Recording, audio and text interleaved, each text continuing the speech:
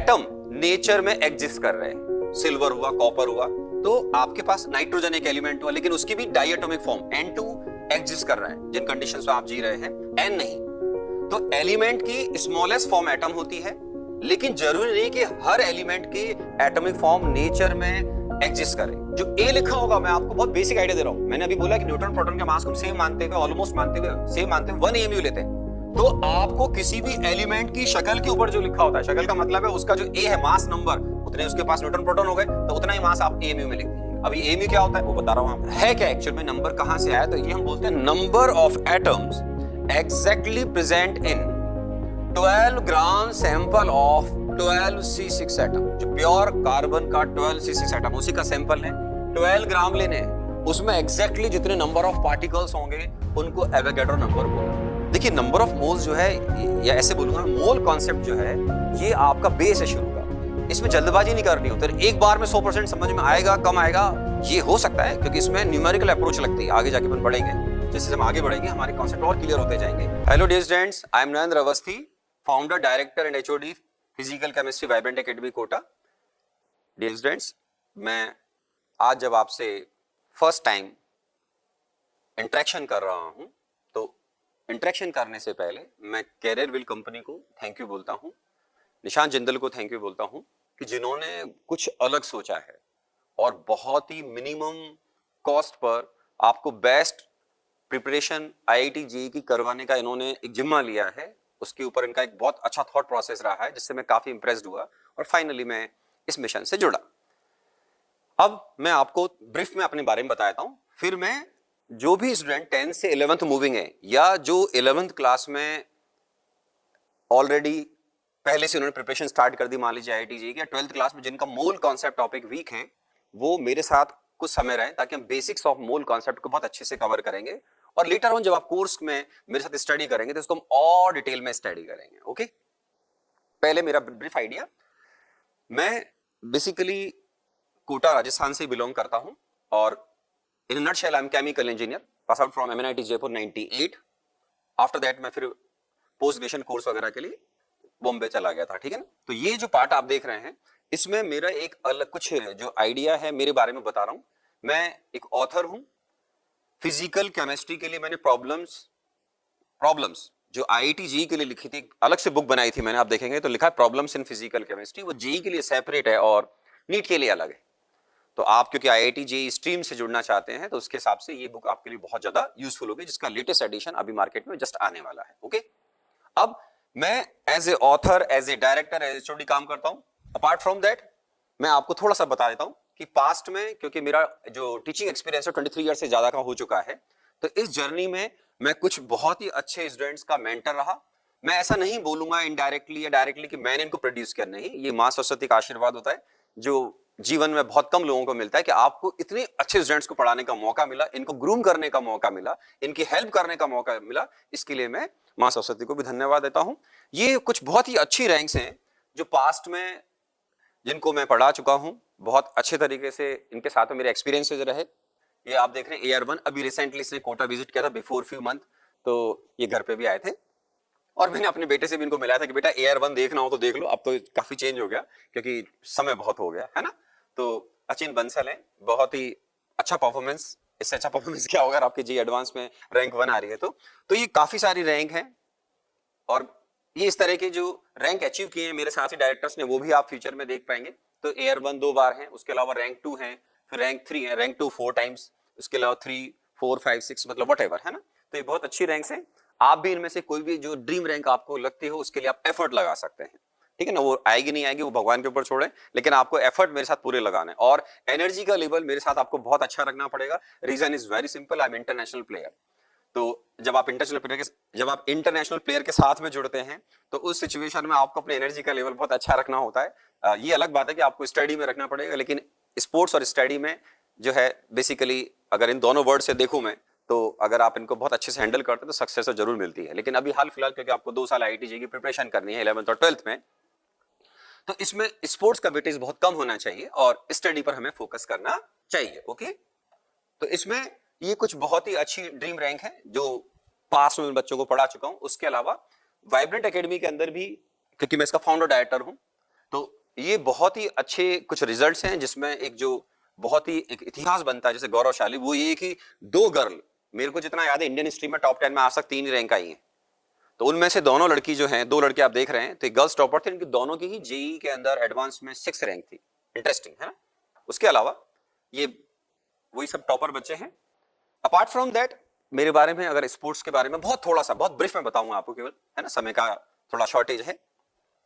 मैं iron man 140.6 का title रखता हूं। ये मैंने हैम्बर्ग जर्मनी में 2019 में ही ले लिया था। उस समय राजस्थान में बहुत ही सेलेक्टेड लोगों ने ये किया था, बहुत ही सेलेक्टेड। इसमें आपको 3.8 किलोमीटर स्विमिंग करनी होती है, उसके बाद 180 किलोमीटर साइकिलिंग और 42.2 किलोमीटर रनिंग करनी होती है, ठीक है। अपार्ट फ्रॉम दैट, उसके अलावा मैं कॉमरेड फिनिशर हूं साउथ अफ्रीका में। ये वर्ल्ड की लार्जेस्ट और ओल्डेस्ट मैराथन है, अल्ट्रा मैराथन बोलते हैं इसको। 90 किलोमीटर, ऑलमोस्ट 89 समथिंग किलोमीटर होती है। तो ये मैंने फिनिश की थी साउथ अफ्रीका में बिफोर 2 इयर्स। तो ये वहीं के कुछ फोटो, ये जर्मनी के हैं, ये आपका साउथ अफ्रीका का, कि आप जब तिरंगे को लहराते हैं किसी अचीवमेंट पर तो उसका एक अलग फील है जब आप एक स्टेडियम के अंदर होते हैं। तो ये डरबन का क्रिकेट स्टेडियम है जिसके अंदर में हाल फिलहाल ये फोटो आप देख रहे हैं। ओके, तो इंटरेस्टिंग है। उसके अलावा आप इंस्टाग्राम पे या यूट्यूब पर मेरे चैनल को सब्सक्राइब करना चाहें तो नयन अवस्थी के नाम से आपको मेरा यूट्यूब चैनल मिल जाएगा, जिसको आप सब्सक्राइब करें। फ्यूचर में उस पर मैं कुछ भी अपनी इंपॉर्टेंट इन्फॉर्मेशन हैं या कुछ कई बार प्रॉब्लम्स अलग से करवाता हूँ। जेई मेन के लिए जैसे मैंने कई सेशन अभी लिए थे, तो आप मेरा इसमें एडवांटेज भी ले सकते हैं। उसके अलावा मैंने कुछ मोटिवेशनल पार्ट या लेक्चर भी उसमें जोड़े होंगे छोटे छोटे, उनको भी आप देख करके और अच्छा फील कर सकते हैं। फ्यूचर में मैं आपको क्लासेस में टाइम मोटिवेट करता रहूंगा, लेकिन उसके अलावा हमें कुछ चीजों का ध्यान रखना पड़ता है जिन पर मैं आपसे फ्यूचर में बहुत अच्छे से बात करूंगा। अभी तो बिल्कुल सिंपल समझ लीजिए कि आपको एक स्ट्रॉन्ग विल पावर की रिक्वायरमेंट है। आप हार्ड वर्क करेंगे और डिसिप्लिन में रहेंगे। डिसिप्लिन बहुत इंपॉर्टेंट होता है किसी भी स्ट्रीम के अंदर। मैं खुद स्टूडेंट लाइफ में ऐसा बोलूंगा कि एनसीसी कैडेट रहा हूं एयर विंग का, तो वहां से मेरे को डिसिप्लिन का एक काफी अच्छा शिक्षा मिली थी। तो उसको मैं आज भी फॉलो करता हूं कि डिसिप्लिन अपने टॉपर होना चाहिए, हार्ड वर्क विद डेडिकेशन, ठीक है, और स्मार्ट हार्ड वर्क करना। ये भी आपको आगे बात करूंगा कि what is the difference between hard work and smart hard work, उस पर क्लासेस में फ्यूचर में बात करेंगे। ओके, अब देखिए, जो हम मोल कॉन्सेप्ट के बेसिक्स को कवर करेंगे, मैं ये मान रहा हूं कि जिन बच्चों का बिल्कुल स्टार्टिंग का मोल कॉन्सेप्ट वीक होता है, वो यहां से आज कुछ एक्स्ट्रा गेन करके जाएंगे। उनको लगना चाहिए कि अब मेरे बेसिक्स का मुझे फायदा मिला, या फर्स्ट टाइम पढ़ रहे हैं तो डिटेल में क्लास में इसको और डिटेल में सुन पाएंगे। लेकिन अभी भी मैं जो आपको आइडिया दूंगा वो आपके लिए बहुत ही ज्यादा यूजफुल होगा। तो इसको हम स्टार्ट करते हैं। वेलकम। तो मोल कॉन्सेप्ट के हम बेसिक्स पर जब जाएंगे, तो आपने 10th क्लास में जो पढ़ा हुआ है एलिमेंट एंड कंपाउंड्स, एलिमेंट में बेसिकली आप स्टडी कर चुके हैं कि सर एलिमेंट में आपके किसी भी एलिमेंट का डिस्कस करते हैं उसमें सेम या सिमिलर टाइप के एटम होते हैं। सेम कभी कभी हम इसलिए बोलते हैं क्योंकि हो सकता है उसमें एक आइसोटोप हो, और उसमें हो सकता है कि आपके किसी एलिमेंट के 2 या 3 उसके अंदर आइसोटोप्स हो। तो आप एलिमेंट की अगर बात करेंगे तो जैसे मेरा नाम नरेंद्र अवस्थी है, शॉर्टकट में बच्चे एनए सर या सोडियम सर बोलते हैं। तो एनए की बात अगर करेंगे तो एलिमेंट जो एनए है हाईली एक्सप्लोसिव। ओके, तो एनए जो है वो आपका एलिमेंट हो गया सर। एलिमेंट का जो स्मॉलेस्ट पार्ट होता है, जिसका नेचर में इन जनरल एग्जिस्टेंस होता है, सारे एलिमेंट का एटॉमिक फॉर्म में नेचर में जिस कंडीशन में हम सर्वाइव कर रहे हैं एग्जिस्टेंस नहीं होता है। जैसे अगर मैं एनए की बात कर रहा हूं तो ये एलिमेंट का स्मॉलेस्ट जो पार्ट है उसी को हम क्या बोलते हैं बेटा, एटम बोलते हैं।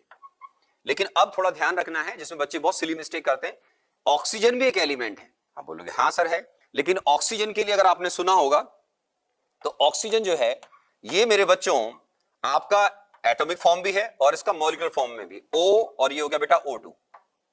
तो आप समझदार हैं, ये तो हो गया एटम बेटा, और ये हो गया मॉलिक्यूल। मॉलिक्यूल का मतलब हो गया सर इसमें एटलीस्ट 2 और मोर देन 2 एटम्स होंगे। अगर आप एलिमेंट की बात कर रहे हैं तो ऑब्वियसली ये एलिमेंट का जो ऑक्सीजन मॉलिक्यूल है इसमें आपके 2 ऑक्सीजन के एटम हैं, मतलब आपके सेम एटम हो गए। ओके, नेचर में जिस कंडीशंस में हम जी रहे हैं, सर्वाइव कर रहे हैं, वहां पर आप जैसे ब्रीथ ले रहे हैं, छोड़ रहे हैं, इनहेल एक्सेल कर रहे हैं, तो उसमें आप O2 को यूज कर रहे हैं। इसका मतलब नेचर में जिन कंडीशन सर्वाइव कर रहे हैं वहां पर ऑक्सीजन एक एलिमेंट है और उसमें ऑक्सीजन मॉलिक्यूलर फॉर्म में नेचर में स्टेबल है, हमारे ब्रीथिंग सिस्टम में भी काम आ रहा है। आप जानते हैं अगर ऑक्सीजन नहीं मिलेगा तो बहुत जल्दी हमारी बॉडी कोलैप्स कर जाएगी। ओके, तो ये एलिमेंट और भी हो सकते हैं, जैसे आप कॉपर गोल्ड का नाम सुना हुआ है, तो कॉपर है बेटा, गोल्ड है, सिल्वर है, तो इनके एटम नेचर में एग्जिस्ट कर रहे हैं। सिल्वर हुआ, कॉपर हुआ, तो आपके पास नाइट्रोजन एक एलिमेंट हुआ, लेकिन उसकी भी डाइएटॉमिक फॉर्म N2 एग्जिस्ट कर रहा है जिन कंडीशंस में आप जी रहे हैं, N नहीं। तो एलिमेंट की स्मॉलेस्ट फॉर्म एटम होती है, लेकिन जरूरी नहीं कि हर एलिमेंट की एटॉमिक फॉर्म नेचर में एग्जिस्ट करे या स्टेबल हो, ऐसे बोलना चाहिए। वो डायटोमिक फॉर्म में भी स्टेबल हो सकता है या ट्राइटोमिक फॉर्म में भी स्टेबल होता है, जिसके बारे में फ्यूचर में और डिटेल में क्लासेस में बात कर लेंगे। ये हो गया सर। कंपाउंड में क्या होता है मेरे बच्चों, दो या दो से ज्यादा एलिमेंट, दो या दो से ज्यादा एलिमेंट जो हैं जब ये केमिकली रिएक्ट करते हैं तो आपका कंपाउंड बनता है। कंपाउंड की स्मॉलेस्ट यूनिट मॉलिक्यूल कहलाती है।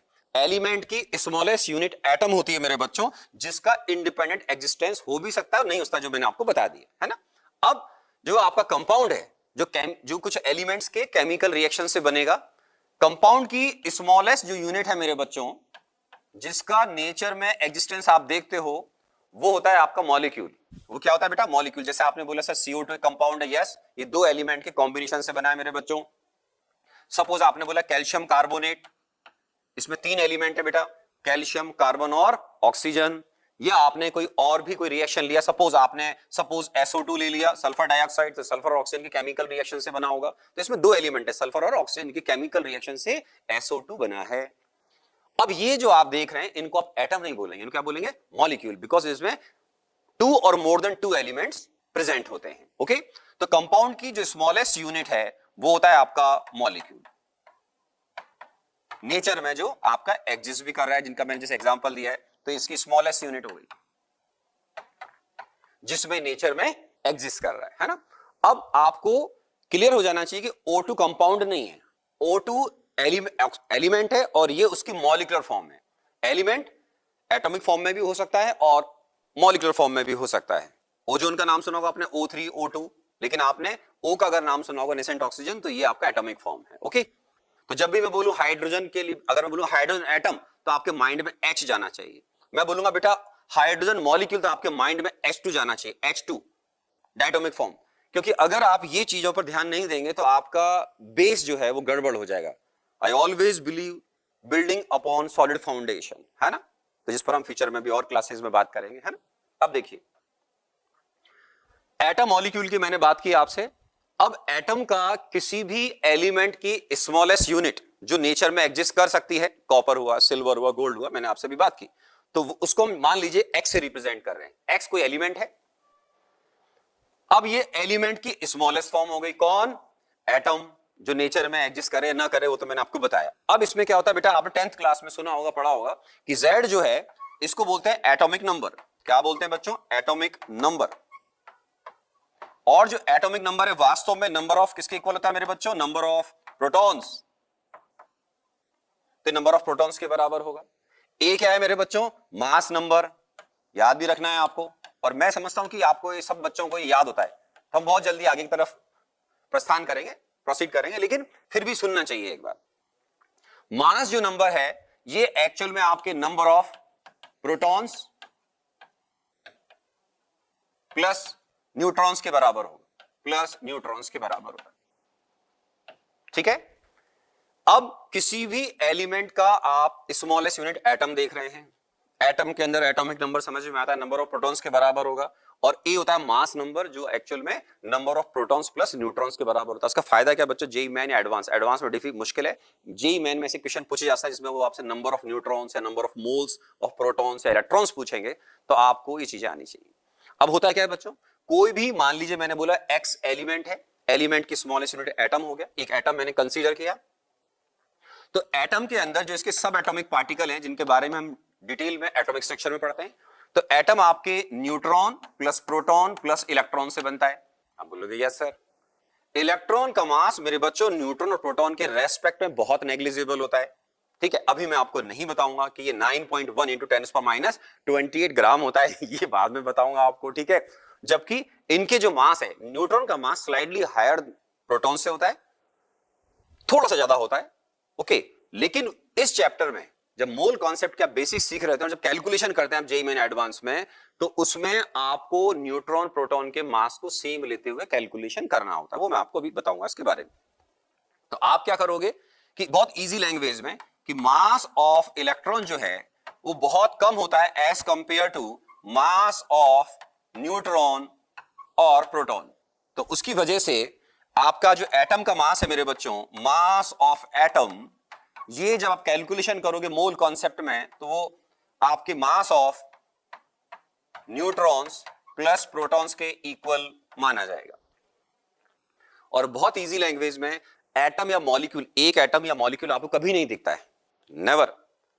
अगर मैं आपसे ये कहूं कि मेरे पास कोई एलिमेंट है, जैसे मेरे पास अभी कोई सपोज करो स्टील है, आयरन का कोई छोटा सा पीस है, तो उसमें इतने सारे एटम्स हैं मेरे बच्चों कि जितने पूरे इस नेचर में, पूरे इस अर्थ पे इंसान नहीं है, मेल फीमेल नहीं है, इतने सारे एटम्स होते हैं। आपको 1 2 10 20 50 100 या इनफैक्ट 1-2 करोड़ मॉलिक्यूल का जो क्लस्टर है वो भी आपको नजर नहीं आता है। आपको बिलीव नहीं होगा, लेकिन यही रियलिटी है। जब आपको मैं एवोगैड्रो नंबर है, मोल के बारे में भी आज ही बताऊंगा, तो आपको फील आएगा कि सर ये इतनी आसानी से विजिबल नहीं होते हैं, इनके लिए आपको बहुत बड़ा कलेक्शन लेना होता है।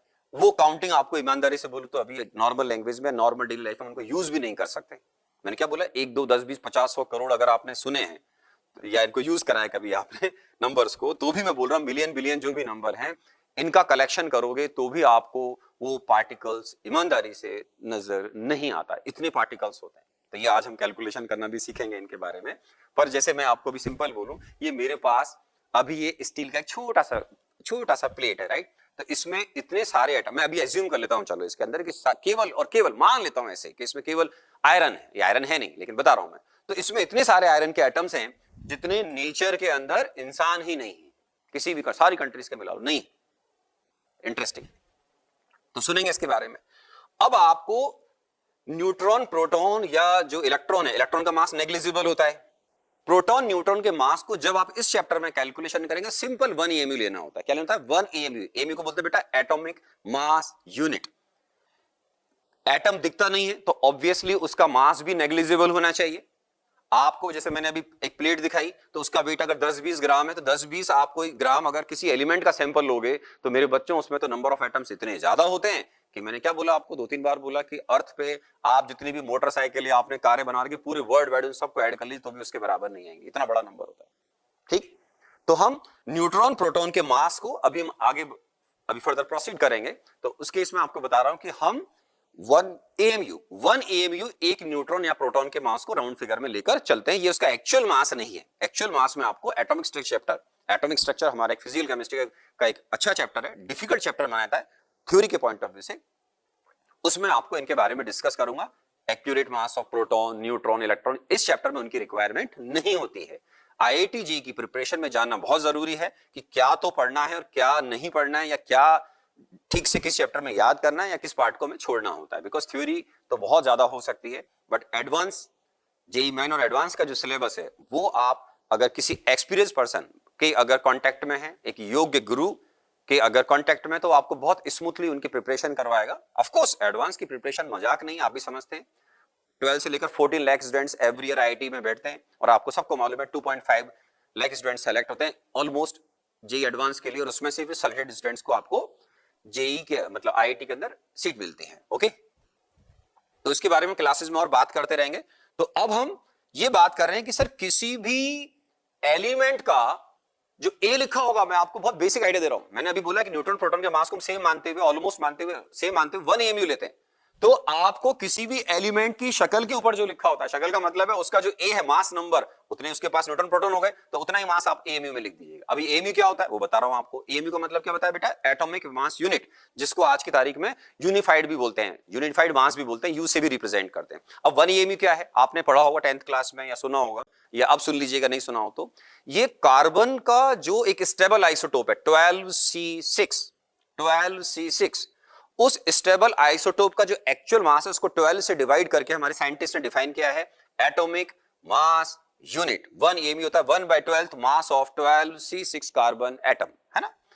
अच्छा, अब मैं फर्दर और आगे जाने से पहले कैटायन और एनायन की बात कर रहा हूं कि भाई एलिमेंट आपने लिखा, ये X को एलिमेंट है। अब समझदार हैं आप तो समझना है, ये जो X2 है ये अब एलिमेंट तो है, लेकिन ये उसकी अब मॉलिक्यूलर फॉर्म हो गई X2, जैसे O2 हो गया, N2 हो गया, है ना। तो अब आपका X तो हो गया। सर मान लीजिए फॉर एग्जांपल X कोई एलिमेंट है, तो ये उसकी एटॉमिक फॉर्म हो गई, ये क्या हो गई? इसकी मॉलिक्यूलर फॉर्म हो गई। फॉर एग्जांपल जैसे आपके मैं बात करूं तो सिल्वर हुआ, गोल्ड हुआ, ये मैंने आपसे बात की, ये एटॉमिक फॉर्म में नेचर में एग्जिस्ट कर रहे हैं। पोटेशियम वगैरह आपने सोडियम इनके नाम सुने होंगे, तो ये एटॉमिक फॉर्म में आप इनका जिक्र करते हैं। X2 हो गया, N2O2 के आप नाम सुने हुए हैं, आप बोलोगे यस सर, तो ये X2 हो गया। अब किसी भी एलिमेंट का, जैसे मैं एग्जांपल कोड कर रहा हूं कि आपने सपोज करिए, जस्ट ए मिनट, इसमें जब आप डिस्कशन कर रहे हैं मेरे साथ में, तो जैसे मान लीजिए मैंने आपको लिखा सिंपल Na 11 23, तो इसका मतलब बेटे इसमें नंबर ऑफ प्रोटॉन्स 11 है और इसमें number of neutrons plus proton 23 है।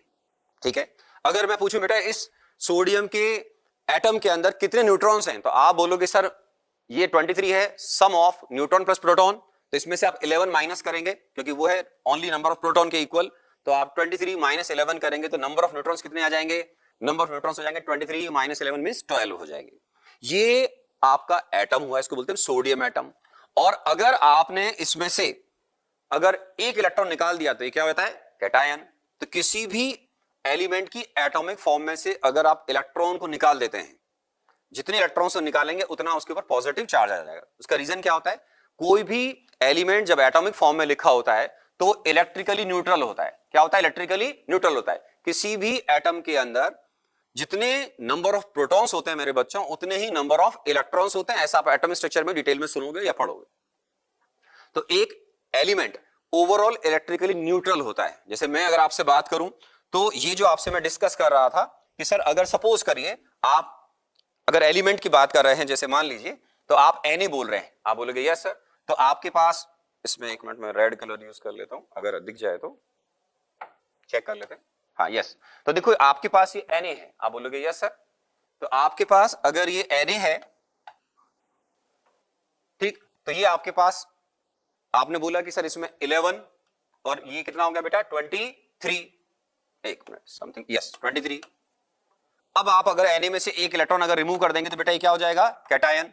हो सकता है आपको इस बोर्ड पे देखने में प्रॉब्लम आए तो मैं दूसरे बोर्ड पे चला जाता हूं वापस, है ना, इसीलिए ब्लैक पे चले जाते हैं। अगर दिख रहा है चेक कर लेता हूं, थोड़ा डिफिकल्ट रहेगा आपके लिए। तो बेटे अगर Na को Na प्लस में कन्वर्ट कर देंगे तो ये हो जाएगा कैटायन। ग्रीन बोर्ड पे शायद प्रॉब्लम आएगी तो अपन इधर आ जाते हैं ना। ओके, तो मैं आपको यहां बता देता हूं। जैसे मेरे बच्चों देखो Na ये आपका एटम हो गया, आप बोलोगे यस सर। अब इसमें से अगर आप एक इलेक्ट्रॉन निकाल लेंगे तो ये आपके पास क्या हो जाएगा बेटे, ये Na converting into Na plus plus electron. Na का मतलब क्या बोला मैंने, 23, Na 11। तो इसका मतलब ये हुआ कि इसमें सर Na 11 के अंदर नंबर ऑफ इलेक्ट्रॉन्स थे 11 इसके अंदर प्रोटॉन, क्योंकि मैंने क्या बोला इलेक्ट्रिकली न्यूट्रल होता है। ठीक है, तो अब Na प्लस को हम बोलेंगे कैटायन। अब इसमें से एक इलेक्ट्रॉन विड्रॉ किया है तब Na प्लस बना है, तो Na प्लस प्लस इलेक्ट्रॉन मिलाकर इलेक्ट्रिकल न्यूट्रल होता है, जिसको हम Na बोलते हैं। तो अब Na प्लस के अंदर अगर आप मुझसे डिस्कस करोगे तो अब आपसे IIT JEE मेन अगर पूछता है कि सर इसके अंदर न्यूट्रॉन्स कितने हैं, प्रोटॉन्स कितने, इलेक्ट्रॉन कितने हैं, तो देखिए नंबर ऑफ प्रोटॉन्स तो आपको दिख ही रहे हैं, नंबर ऑफ प्रोटॉन्स 11, आप बोलोगे yes sir. Number of neutrons हमेशा कैलकुलेट कर रहा हूं तो मास नंबर में से एटॉमिक नंबर को माइनस कर दो मेरे बच्चों, 23 माइनस 11 ये 12। फिर अब आपको निकाले नंबर ऑफ इलेक्ट्रॉन्स, तो आपने एक एटम में से आपने 1 इलेक्ट्रॉन रिमूव किया है, it's mean we have 11 minus 1 10 electrons. तो इस तरीके से आप किसी भी कैटायन में इजीली कैलकुलेशन कर सकते हैं इलेक्ट्रॉन की। और अगर आपने किसी एलिमेंट के अंदर इलेक्ट्रॉन ऐड कर दिया तो वो फिर एनायन हो जाता है। क्या होता है बेटा, एनायन हो जाता है। तो जैसे आपने मान लीजिए आपने Cl में से या Cl के अंदर एक इलेक्ट्रॉन ऐड कर दिया तो वो एनायन कहलाएगा। क्या कहलाएगा बेटा, एनायन। इसमें इलेक्ट्रॉन एक ज्यादा हो जाएगा। ठीक है, जैसे मान लीजिए कि क्लोरीन का मैंने एक आइसोटोप लिया है 17Cl35, तो ऑब्वियसली इसके अंदर 17 कौन है मेरे बच्चों, प्रोटॉन्स। 35 माइनस 17 18 कौन होगा इसमें, न्यूट्रॉन्स। इलेक्ट्रॉन कितने हो गए 17, लेकिन Cl माइनस में इलेक्ट्रॉन एक ऐड कर दो तो इसका मतलब जो मेरे पास Cl माइनस है 35 Cl 17, इसमें न्यूट्रॉन्स 18, ठीक है, प्रोटॉन 17 और इलेक्ट्रॉन 17 प्लस 1 कितने होंगे 18। अगर आपने पहले से इसको सुन रखा तो आपको बहुत इजी पार्ट लगेगा, लेकिन यहां बच्चे कई बार जल्दबाजी में एग्जाम में बहुत मिस्टेक करते हैं। ठीक है, तो मैं भी जब आपसे फर्दर प्रॉब्लम्स पे बात करूंगा तो इसको हम और समझ पाएंगे, राइट। अब तुमको मैं जिक्र कर रहा था atomic mass unit AMU, right. ये जो मैंने अभी आपको बोला 1 AMU is 1/12 mass of 12 C6 atom. उसके एक्चुअल मास को अगर 12 से डिवाइड करेंगे, आपको एटम्स के एक्चुअल मास याद नहीं रखने होते हैं। एटम्स के एक्चुअल मास बहुत ही खराब डेटा होते हैं। अगर आप कभी चाहें तो बुक्स उठा के एनसीईआरटी वगैरह में उनके एक्चुअल मास जब देखेंगे, वो कैसे कैलकुलेट करते हैं वो बता दूंगा मैं आपको फ्यूचर में, है ना। तो ये अभी इस चैप्टर में उसकी रिक्वायरमेंट नहीं है। हम सब एटम्स के मास को एबीयू में रिप्रेजेंट करेंगे। तो 1 AMU क्या है? बेसिकली 1/12 है मास ऑफ कार्बन। जो है कार्बन भी कंफर्म है कि आपको 12 C6 एटम ही लेना पड़ेगा। आप इसके किसी और आइसोटोप लाइक 14 C6 को नहीं ले सकते। ये नेचर में बहुत स्टेबल है, इसको रेफरेंस लिया गया है। ये सॉल्व करने के बाद बेटा 1 AMU 1.66 इंटू 10⁻⁻24 ग्राम, जो आपको यहां से लेकर जेई मेन और एडवांस तक याद रखना है। ये इतना इंपॉर्टेंट लिख दिया मैंने। 1 AMU 1.66 इंटू 10⁻24 ग्राम। तो आप सोचो 10⁻24 कितना स्मॉल वैल्यू हो गया? तो बिल्कुल होगा भाई। आप सोचो जब एटम आपको दिखता नहीं, और मैंने बोला कि आप 1 मिलियन किसी भी एलिमेंट के अगर एटम्स कलेक्ट कर लेंगे तो भी आपको नजर नहीं आते। आपको बहुत बड़ा नंबर कलेक्ट करना होता है, जब जाकर वो आपको सैंपल के फॉर्म में नजर आता है। ओके, आप चाहें एग्जाम में मान लो जेई मैंने पूछ लिया, नीट वगैरह में पूछ लेते हैं, तो आपसे अगर पूछ लिया कि इसका वेट ग्राम केजी में कितना होगा, तो we know very well 1 kg is equal to 1000 gram. It's mean this equal to 1.66 into 10⁻⁻27 kg हो जाएगा बेटा, है ना। एग्जाम में यूनिट का ध्यान रखें। 1 AMU को 1 U, अगर आप एनसीईआरटी पढ़ेंगे तो उसमें U का भी जिक्र है। अब हम और ज्यादा अच्छा या शॉर्टकट में टर्म यूज करें, 1 यूनिफाइड मास, दोनों सेम है। 1 AMU is equal to 1 U। ये जीके या जनरल नॉलेज के लिए याद भी रखें, आपको काम आता है। क्योंकि एग्जाम वालों लिखा है कि atomic mass is something U, आप बोलोगे U तो क्या होता है, तो मालूम होना चाहिए, ठीक है। तो 1 AMU होता है आपका 1 U के बराबर, और ओल्ड डेज में 1 डाल्टन भी बोलते थे इसको, लेकिन अब ज्यादा इसका यूज करते नहीं है ना। तो ये हमारा एटॉमिक मास यूनिट हो गया मेरे बच्चों। अब आप अगर और ज्यादा सुनना चाहते हैं तो एटॉमिक मास यूनिट, एटम को मेजर करने की unit, atomic mass unit. Okay, अब आपके पास एक टर्म आ रही है रिलेटिव एटॉमिक मास। भाई एटम के मास को क्या बोलते हैं? आप बोलोगे सर एटॉमिक मास। आराम से देखिए, ठीक है ना। किसी भी एटम के मास को क्या बोलते हैं आप? Atomic mass. ये पार्ट हमारा कवर हो गया, ये ग्रीन सॉरी, है ना। अब देखिए आप आराम से। तो एटॉमिक मास का मतलब क्या है? 1 एटम का मास। मॉलिक्यूलर मास का मतलब क्या है? 1 मॉलिक्यूल का मास। Very easy. Mass of a molecule is called molecular mass, mass of an atom is called atomic mass. Very simple. अब आपको अगर कभी एग्जामिनर एक वर्ड यूज करे रिलेटिव एटॉमिक मास, तो ये डायमेंशन लेस होता है मेरे बच्चों। फिजिक्स में आप यूनिट डायमेंशन पढ़ेंगे 11th क्लास के स्टार्टिंग में। तो 1 AMU से आपको एटॉमिक मास को, किसी भी एलिमेंट का जो एटॉमिक मास है, जैसे मैंने बोला सोडियम का 23 AMU उसका एटॉमिक मास है। आप बोलोगे यस, मैंने बोला अगर भूल गया तो याद दिलाऊं, जो उसका मास नंबर होता है उतना ही AMU आपको लिखना होता है। अगर किसी भी एलिमेंट का आइसोटोप लिखा है, जैसे मान लो मेरे बच्चों मैग्नीशियम Mg, ठीक है। और अब आपने बोला कि Mg, वाह बोर्ड पे कुछ डांस हो रहा है, 24 और ये 12, है ना। तो Mg 12 24 अगर आप बोल रहे हैं, कभी कभी फ्लक्चुएशन आता है, राइट। तो 12 Mg 24, तो 24 AMU इसका एटॉमिक मास होगा। क्या बोलेंगे बेटा? Atomic mass of magnesium atom is 24 AMU। क्यों? वो उसका मास नंबर है, आपने उसकी सर पे लिखा हुआ है, इसको बोलते हैं A, और Z का मतलब एटॉमिक नंबर। तो 12 is atomic number of magnesium. ये भी अपने क्लियर हो गया। ओके, अब मैग्नीशियम का एटॉमिक मास 24 AMU है, जैसे मैंने एग्जांपल दी। लेकिन अगर आप पूछोगे रिलेटिव एटॉमिक मास क्या है, relative atomic mass always calculate bye atomic mass divide by 1 AMU। 1 AMU क्या होता है मैंने आपको बता रखा है। तो आप जैसे ही किसी भी एलिमेंट के एटॉमिक मास को, उसी को जो AMU में मेजर आप कर रहे हैं, उसको अगर 1 AMU से डिवाइड कर देंगे, तो 1 AMU से डिवाइड करते ही डायमेंशनलेस हो जाएगा, उसको बोलते हैं यूनिटलेस। 1 AMU कितना होता है बेटा? अभी बताया 1.66 इंटू 10⁻24 ग्राम। लेकिन आपने जैसे ही एटॉमिक मास को AMU में लिया और उसको अगर 1 AMU से डिवाइड कर दोगे तो AMU से AMU कैंसिल हो जाएगा, तो इसकी कोई यूनिट नहीं होती। अभी एग्जांपल दूंगा, जैसे मैं अगर बोलूं रिलेटिव एटॉमिक, इसी का पूछूंगा मैं आपसे, relative atomic mass of magnesium, तो आप सिंपल बोलेंगे 24 AMU नहीं बोलेंगे। 24 AMU बोल रहे तो वो उसका एटॉमिक मास है। 1 AMU से डिवाइड कर दोगे तो AMU कैंसिल हो जाएगा। यूनिट डायमेंशन की टर्म अगर आप पढ़ते हैं तो ये डायमेंशन लेस कहलाएगा। तो relative atomic mass of magnesium is 24। अभी एग्जांपल और कोड करूंगा मैं आपको। सिमिलरली अगर आपके पास कोई मॉलिक्यूल है लाइक CO2, तो CO2 का बेटा मॉलिक्यूलर मास क्या हो जाएगा, वो आपको आना चाहिए कि अगर सर आप CO2 की बात कर रहे हैं तो इसमें कार्बन भी है, ऑक्सीजन भी है, और आपके पास इसमें, अरे वाह इंटरेस्टिंग। अब देखिए इसमें जो आप CO2 लिख रहे हैं ये मॉलिक्यूल है, इसका अगर आप एटॉमिक मास निकालेंगे तो मैं आपकी हेल्प करता हूं। O का मास होता है 16 mu, O2 का मास हो गया 32 mu, और 32 mu कार्बन का मास होता है 12 mu, कार्बन के एटम का मास। तो CO2 के एक मॉलिक्यूल का मास होगा मेरे बच्चों 12 + 16 × 44 AMU। तो 44 AMU ये कहलाएगा बेटा CO2 का मॉलिक्यूलर मास। तो इसको हम बोलते हैं molecular mass of CO2 is 44 AMU। आप बोलोगे ये भी ठीक है सर। अब उसको अगर आप 1 AMU से डिवाइड कर दोगे तो वो हो जाएगा रिलेटिव मॉलिक्यूलर मास। तो जब भी आप रिलेटिव वर्ड यूज करते हैं मेरे बच्चों, उसका फिर यूनिट नहीं रहेगा। जैसे रिपीट कर रहा हूं, मॉलिक्यूलर मास ऑफ CO2 तो आप लिखोगे इज 44 AMU। मैं बोलूंगा relative molecular mass of CO2 तो आप बोलेंगे सर ओनली 44। तो इसको एग्जांपल में मैं आपको देता हूं आराम से, आप खुद देखो, आप खुद माइंड में इसको फिल करें।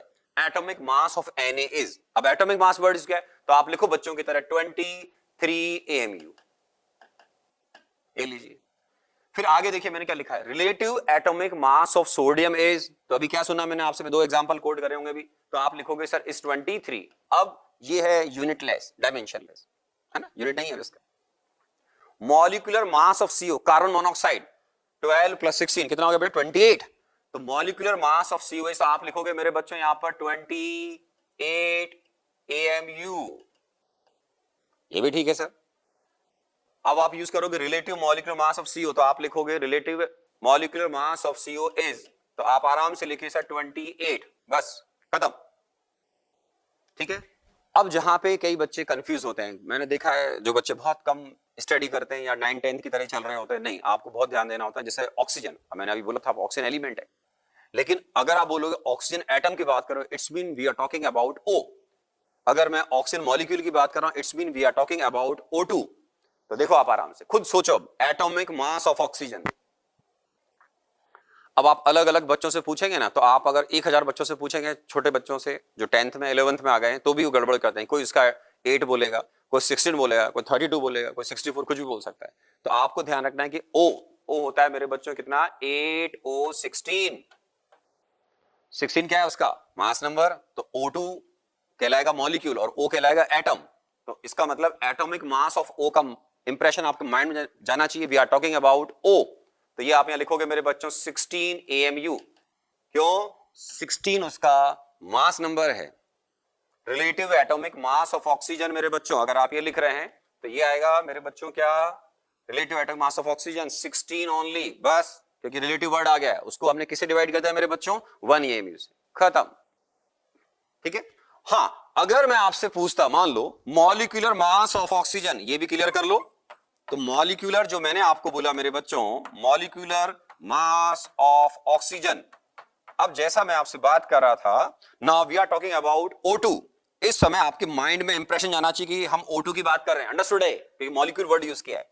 तो फिर यहां लिखोगे मेरे बच्चों 32 AMU, ठीक है। और मैं बोलूंगा relative molecular mass of oxygen, relative word use करा, मॉलिक्यूलर मास, मॉलिक्यूलर वर्ड आ गया, फिर इसका मतलब हो जाएगा, वो हो जाएगा आपका कितना 32 AMU, हटा दीजिए इसमें, क्योंकि अब हमने इसको किससे डिवाइड कर दिया 32 AMU डिवाइड बाय 1 AMU।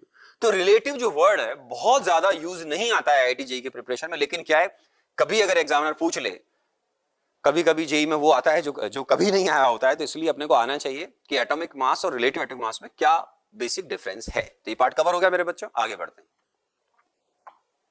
अब आता है एवोगैड्रो नंबर। ये एक ग्रेट साइंटिस्ट थे, इन्होंने एक नंबर प्रपोज किया था। ये है क्या एक्चुअल में, नंबर कहां से आया, तो ये हम बोलते हैं number of atoms exactly present in 12 gram sample of 12C6 atom. जो प्योर कार्बन का 12C6 एटम, उसी का सैंपल है, 12 ग्राम लेने हैं, उसमें एग्जैक्टली जितने नंबर ऑफ पार्टिकल्स होंगे उनको एवोगैड्रो नंबर बोला गया। ये वैल्यू आई थी 6.022 से कुछ आगे होता है, कुछ ऑथर उसको 6.023 लिखते हैं, आप आराम से कैलकुलेशन में 6.022 लो, तो 6.022 इंटू 10⁻23 जेई होता है आपको डेसिमल के 2 प्लेस तक यूज करे, जेई मैन कभी कभी करता है 6 भी दे दे इसको, 6 × 10⁻23, कभी 6.02 भी दे सकता है। जनरली जेई मैन और एडवांस में आप डेसिमल के 2 प्लेसेस तक कैलकुलेशन करवाते हैं और कांस्टेंट्स के वैल्यू जनरली आपको प्रोवाइड करते हैं कि आपको कैलकुलेशन में क्या यूज करना है। ओके, आपको ये नंबर याद करना है। लेकिन so Avogadro number is 6.022 × 10⁻23।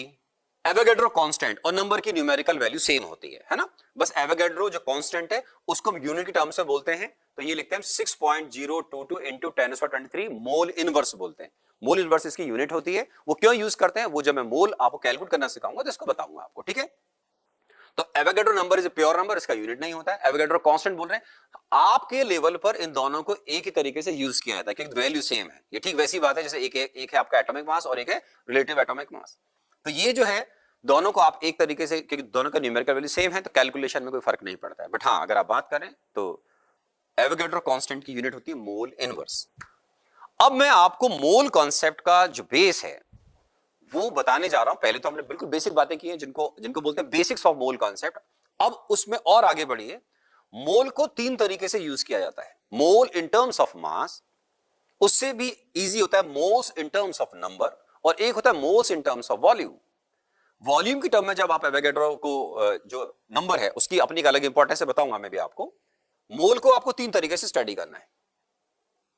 In terms of number अगर आप बात कर रहे हैं तो आपको याद रखना है कि जो 1 मोल है ये बेसिकली एक नंबर है। जैसे क्रिकेट में सेंचुरी होती है तो सेंचुरी बोलते ही हर आदमी के दिमाग में आता है 100 रन बनाने। ऐसे ही यहां एवोगैड्रो नंबर 1 मोल जो होता है, एवोगैड्रो नंबर के बराबर आपको एंटाइटीज कलेक्ट करनी होती है। This entity may be atom, molecule, cation, anion, proton, neutron, कुछ भी हो सकता है। लेकिन जनरली इनको हम मैक्रोस्कोपिक पार्टिकल, जो बड़े पार्टिकल उन पर यूज नहीं करते। जैसे आपने बोल दिया कि सर मेरे पास एवोगैड्रो नंबर के बराबर कार है, तो पूरे अर्थ भी नहीं है क्योंकि नंबर कितना बड़ा देखो 6.022 × 10⁻23।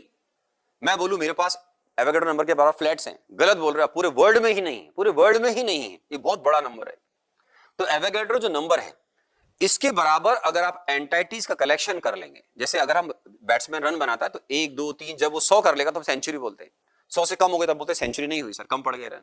तो अगर आप एवोगैड्रो नंबर के बराबर एंटाइटीज कलेक्ट कर लेते हैं तो हम बोलते हैं आपने 1 मोल ले लिया है। तो 1 मोल एक नंबर को भी रिप्रेजेंट करता है। तो 1 मोल को अब हम बात करूंगा कि mole concept in terms of number. तो आपको ध्यान रखना है कि 1 मोल बहुत इजी लैंग्वेज में एवोगैड्रो नंबर के बराबर का कलेक्शन करना है। हाइपोथेटिकली आपने मान लो ऐसे बोल दिया मेरे पास 1 मोल पेन है, तो मेरे माइंड में इंप्रेशन जाएगा कि आपके पास 6.022 × 10⁻23 पेन है। भले ही है नहीं, आपने झूठ बोला है, पर अब आपने बोला कि सर आप तो बताओ। तो 1 मोल का मतलब इतना कलेक्शन होता है। अब इसको अलग तरीके से सुनिए। अगर आपके पास किसी भी पार्टिकल का कलेक्शन एवोगैड्रो नंबर से कम है तो इसका मतलब आपके पास 1 मोल से कम है। अगर आपके पास कलेक्शन एवोगैड्रो नंबर से बड़ा है, सपोज आपके पास 6.022 10⁻25 है, तो इसका मतलब आपके पास ज्यादा मोल्स हैं क्योंकि 1 मोल तो एग्जैक्टली 6.022 × 10⁻23 एंटाइटीज का कलेक्शन है। तो इस पर हम बात करते हैं। तो बहुत इजी लैंग्वेज में माइंड को दौड़ाना शुरू करिए कि मुझे अगर नंबर ऑफ मोल्स निकालने पड़ गए एग्जाम में तो मैं given number of entities divide by क्या कर दूंगा, एवोगैड्रो कांस्टेंट Na से डिवाइड कर दीजिए। क्या वैल्यू है 6.022 10⁻23। तो इस तरीके से मोल से निकाल सकते हैं। आराम से बताता हूं। तो मोल को इन टर्म्स ऑफ नंबर सुनेंगे, फिर इन टर्म्स ऑफ मास सुन लेंगे, फिर इन टर्म्स ऑफ वॉल्यूम सुनेंगे। ये पार्ट अगर आपका क्लियर है तो आगे जाकर आप जो बहुत सारे मेरी बुक से भी प्रॉब्लम सॉल्व करेंगे लेवल 1 से, तो उनमें आपको neutron, proton, electron, atom, molecules निकालते समय उन न्यूमेरिकल्स में कोई दिक्कत नहीं आएगी अगर आप इस पार्ट को अच्छे से समझ लेते हैं। तो देखिए ध्यान रखिए, ओवर कॉन्फिडेंस कभी नहीं होना चाहिए कि मुझे हर चीज बहुत अच्छे से आती है। Whole life is learning process. मैं आज भी सीखता हूं, मुझे कभी कभी कुछ नई चीज सीखने को मिल जाती है तो सीखता हूं, उसमें क्या प्रॉब्लम है। नहीं, अब देखो बच्चों, mole concept in terms of number. तो आप बात कर रहे हैं mole concept in terms of number पे बात कर रहे हैं मेरे बच्चों, ठीक है सर। अब जो मोल है वो बेसिकली आपकी काउंटिंग यूनिट है। यस, हमारे साइंटिस्ट या केमिस्ट इसको as a counting unit use करते हैं। क्रिकेट में बैट्समैन आपने बोला सर जैसे रन बनाता है, दौड़ता है बेचारा 2 विकेट के बीच में, तो एक बार दौड़ता है 1 रन होता है, तो सेंचुरी के लिए 100 करना पड़ता है। ऐसे ही आपको अगर 1 मोल के बराबर का कलेक्शन करना है किसी एंटाइटी का, तो आपको एवोगैड्रो नंबर के बराबर एंटाइटी से कलेक्शन करना पड़ेगा। बहुत इजी लैंग्वेज में 1 मोल 6.022 × 10⁻23 एंटाइटीज का कलेक्शन है, जो मैं आपको वर्बली पहले ही 2 बार बोल चुका हूं। तो ये आपको आज के बाद हमेशा याद होना चाहिए कि 1 मोल कितने एंटाइटीज का कलेक्शन है। आप बोलो ये भी ठीक है। तो फिर जैसा मैंने आपको बोला कि अगर आपके पास एवोगैड्रो नंबर के बराबर आपने एटम या मॉलिक्यूल्स ले ही नहीं रखे हैं, या जो भी माइक्रोस्कोपिक पार्टिकल आप डील कर रहे हैं, इसका मतलब आपके पास 1 मोल नहीं है, 1 मोल से कम है, और ज्यादा ले रखा है एवोगैड्रो नंबर से बराबर का या उससे ज्यादा कलेक्शन है, तो आपको कैलकुलेट करना चाहिए। कैसे करेंगे बेटा? बहुत इजी हो गया। Number of moles is equal to given number of entities divide by Na, divide by Na। तो ये जो आप लिख, अब Na की वैल्यू तो याद हो गई होगी आपको। ओके, तो given number of entities, entities में भी जैसा मैंने बोला बेटा, cation, anion, atom, molecule, proton, neutron, neutron कुछ भी हो सकता है ना, तो जो भी एग्जाम में बात करना चाहेगा। ओके, तो ये बहुत सिंपल सा कॉन्सेप्ट हो गया कि गिवन नंबर ऑफ एंटाइटीज को किससे डिवाइड कर दें? Na से डिवाइड कर दें। अब मैं बहुत ही सिंपल आपसे बात कर रहा हूं, आप खुद भी सोच सकते हैं। Find number of moles of hydrogen. Hydrogen क्या है बेटा? एलिमेंट है। H2 क्या है? इसकी मॉलिक्यूलर फॉर्म है। तो आपको नंबर ऑफ मोल्स निकालने H2 के in its sample of 3.011 into 10⁻24 molecules. वास्तव में अगर आप प्रॉब्लम सॉल्व करना चाहते हैं इस तरह के, तो आप मेरी वीडियो को पॉज करके भी सॉल्व कर सकते हो फटाफट, 5, 10 सेकंड, 20 सेकंड, 30 सेकंड, जो भी आपको समय लगे। ठीक है, तो आप इसमें नंबर ऑफ मोल्स कैसे कैलकुलेट करोगे मेरे बच्चों? तो number of moles of hydrogen given number 3.011 into 10⁻24 divide by 6.022 into 10⁻23। तो आप आराम से देखिए सर, ये बेटा 2 हो गया, और 23 24 का इसको डिवाइड करोगे 10 होगा, तो 10 डिवाइड बाय 2 5 आना चाहिए। अगर मैंने कोई भी सिली मिस्टेक करी, तो जब आप हमारा कोर्स ज्वाइन करेंगे या मेरे साथ पढ़ना स्टार्ट करोगे, ऐसे बोलना चाहिए। कोर्स तो आपको डेफिनेटली ज्वाइन करना चाहिए, क्योंकि मैं आपको एश्योर कर सकता हूं कि इस तरह का कोर्स, जिसको बोलते हैं ना भूतो न भविष्यति, ऐसा मुझे लगता है मेरे एक्सपीरियंस के बेस पर, क्या नहीं आएगा। बहुत मुश्किल है, बहुत डिफिकल्ट टास्क है, पर ठीक है चलो मान लेता हूं। तो ये जो पार्ट है, ये जो आपका कैलकुलेशन है, अगर कभी मैं कोई गलत कर दूं तो आप मुझे क्लास में बताना, मैं आपको चॉकलेट दूंगा। ठीक है, आप चॉकलेट ऑनलाइन में कैसे देते हैं वो आपको क्लास में बताऊंगा। ठीक है, तो आप अगर मैं कोई कैलकुलेशन सिली मिस्टेक कर दूं तो आपको वो बताना है कभी क्लास में कि सर आपने जो कैलकुलेशन किया था उसमें कैलकुलेशन मिस्टेक की थी, आपको चॉकलेट ऑनलाइन दी जाएगी। कैसे देंगे मैंने बोला बाद में बताएंगे। ठीक है, चलिए, तो ये इन टर्म्स ऑफ नंबर बात कर रहे हैं। तो आपके माइंड में बिठा लो कि मोल एक इतना जबरदस्त टर्म है कि इसको मैं 3 तरीके से यूज करूंगा, इन terms of number, in terms of mass and in terms of volume. अब आप सेकंड पार्ट पे जाएं। बात क्लियर हो गई? मैं फिर इजी करता हूं। मान लीजिए मैंने बोला मेरे पास 50 कार हैं, आपने बोला आप तो नंबर ऑफ मोल्स में कन्वर्ट करो, तो 50 डिवाइड बाय Na। ठीक है, मैंने क्या बोला? पूरे वर्ल्ड में इतनी कार नहीं 1 मोल के बराबर, लेकिन आपने बोला कि नहीं, आप तो बताओ कि how many number of moles of car sodium sir है। तो आपको कैलकुलेट 50 डिवाइड बाय आप क्या करोगे? Na करोगे। 50 Na, मैं जनरली 2-3 से ज्यादा रखता नहीं एट ए टाइम, है ना। साइकिल ज्यादा रखता हूं, मेरे पास साइकिल्स जो है डिफरेंट टाइप्स की, यू विल सरप्राइज, वो कार या एसयूवी से ज्यादा होती है। Very interesting. अब आओ मेरे बच्चों, mole in terms of mass, very interesting. आपको और डिटेल में पढ़ना होगा तो क्लास में पढ़ाएंगे, लेकिन अभी भी मैं इस तरीके से पढ़ा रहा हूं कि आपको बहुत सारी चीजें क्लियर होंगी या आप बहुत कुछ सीखेंगे। सीखते समय कभी ईगो प्रॉब्लम मत रखिएगा, वरना मेरा ऐसा मानना है कि जिस दिन आप किसी भी ईगो प्रॉब्लम पे आ गए, या आपने अपने गुरु का या पेरेंट्स का रेस्पेक्ट नहीं किया, मुझे ऐसा लगता है मेरे जीवन में कि ऐसे लोग फ्यूचर में मैंने कभी सुखी नहीं देखे। ये बहुत परेशान रहते हैं, ये नेगेटिव थॉट के आदमी होते हैं। तो आपको मेरी सजेशन है कि जीवन में बहुत पॉजिटिव रहें।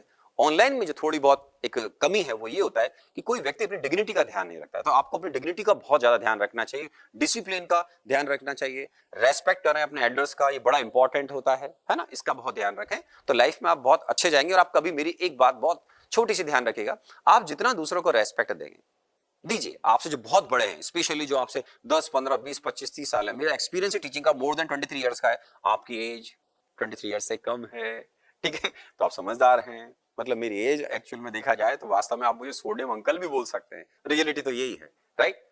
चलिए कोई नहीं, आगे बढ़ते हैं। तो मोल इन टर्म्स ऑफ मास पे बात करते हैं मेरे बच्चों। अब मास के टर्म में जब बात करोगे तो पहले बहुत इजी करके बोलता हूं, 1 मोल सब्सटेंस का जो मास होता है उसको मोलर मास बोलते हैं। क्या बोलते हैं बेटा? मोलर मास बोलते हैं। अभी सुनिए, कंफ्यूज नहीं होना, आराम आराम से। कोई जल्दबाजी ना करें। एटॉमिक मास एक एटम का मास, मॉलिक्यूलर मास एक मॉलिक्यूल का मास, ऐसी अब आएगा मोलर मास। तो इजी लैंग्वेज 1 मोल का मास। अब 1 मोल का मास अब किसका, वो आपको एंटाइटी तो आप सेलेक्ट करोगे, एंटाइटीज में भी मैंने बोला आप डिसाइड करो, एटम मॉलिक्यूल कैटायन वो आपकी चॉइस है। अब इसको जो डिफाइन किया था बुक्स में जनरली जो लिखा होता है उस डिफिकल्ट लैंग्वेज को मैं इजी लैंग्वेज में कन्वर्ट करके आपको बोलता हूं। लैंग्वेज जनरली 1 मोल ऐसे लिखा जाता है। आराम सुनिएगा, घबराना नहीं है ना, हमको रटना है, इसको रटना नहीं होता है, आईआईटी में नहीं आता write down short notes on definition define something, ऐसा नहीं आता, आप भी जानते हैं बात है ना। 1 mole is amount of substance. Amount of substance को जनरली हम मास और मोल की टर्म में इंटरप्रेट करते हैं, ठीक है ना। तो अब आपको वैसे आगे जाके बताऊंगा मैं आपको कि मोल को मेजर करने की ये जो मोल है वो अमाउंट ऑफ सब्सटेंस को मेजर करने की ऐसा यूनिट भी है, वेरी इंटरेस्टिंग। और कई बार हम बोलते हैं इसका अमाउंट कम है, इसका अमाउंट ज्यादा है, तो उसको हम कई बार अमाउंट को मास की टर्म में भी देखते हैं, बट ऐसा यूनिट की टर्म में बात करेंगे तो मोल इसके लिए ऐसा यूनिट होती है। अमाउंट ऑफ सब्सटेंस को मेजर करने की ऐसा यूनिट मोल होती है। पहले इसको बहुत इजी तरीके से समझने की कोशिश करते हैं, ये बड़ी स्टैंडर्ड सी लैंग्वेज है, उसको हम इजी कर लेंगे। 1 mole is amount of substance that contains as many entities as there are atoms present in 12 gram of 12C6 isotope। ये 12C6 आइसोटोप फेमस हीरो है यहाँ पे मोल कॉन्सेप्ट का, बहुत स्टेबल आइसोटोप है, इसको रेफरेंस की तरह हर जगह कई जगह पे इसको यूज किया जाएगा। अब 12 ग्राम जो सैंपल होता है मेरे बच्चों, आपकी नॉलेज के लिए बता रहा हूं कि 12 ग्राम सैंपल कार्बन का अगर आप लोगे तो उसके अंदर जो एटम्स प्रेजेंट हैं वो है 6.022 इंटू 10⁻23। मैं आपसे थोड़ी देर पहले बात भी कर रहा था।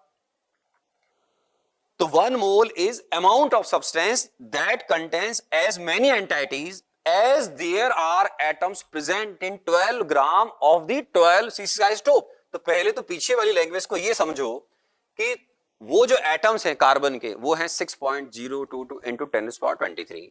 ओके, अब आप ये बोलो कि 1 मोल अमाउंट है किसी भी सब्सटेंस का जिसके अंदर कितनी एंटाइटीज हैं, 6.022 इंटू 10⁻23। बहुत इजी लैंग्वेज में अगर आपने कभी भी किसी भी एंटाइटीज के जो भी आपको पसंद हो, atom molecule whatever, 6.022 into 10⁻23 entities का कलेक्शन कर लो, वो 1 मोल के बराबर होता है इन टर्म्स ऑफ नंबर बताया। आप इन्हीं का मास निकाल लो, बस इन्हीं का ही मास निकाल लो। जैसे आपने बोला 1 मोल सोडियम एलिमेंट का मास बताइए, 1 मोल का मास बताना है आपको सोडियम का, ठीक है।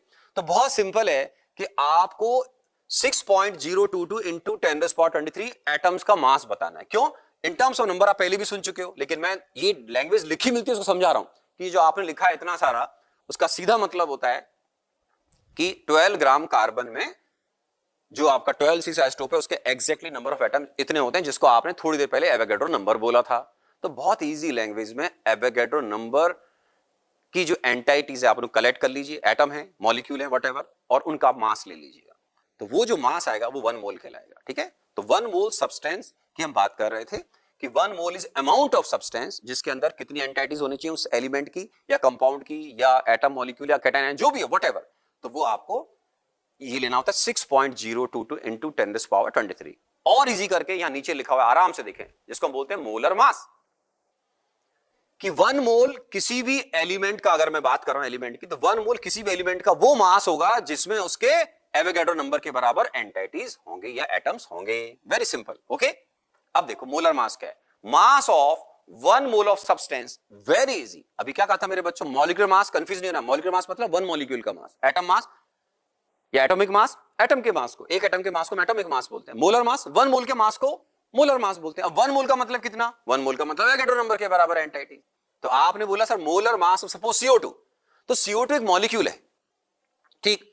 अब आप बोल रहे हो उसका मोलर मास निकालो, मतलब उसके 1 मोल का मास निकालो। अब 1 मोल में कितने पार्टिकल होंगे CO2 के, सोचो आराम से। तो आप बोलोगे सर 1 मोल CO2 का मतलब हो गया 6.022 इंटू 10⁻23। CO2 मॉलिक्यूल्स का जो मास होगा वो उसका मोलर मास कहलाएगा। मोलर मास मतलब 1 मोल पार्टिकल्स का मास। अब वो पार्टिकल तो आप डिसाइड करो ना, आप एटम ले रहे हो कि मॉलिक्यूल ले रहे हो, ठीक है।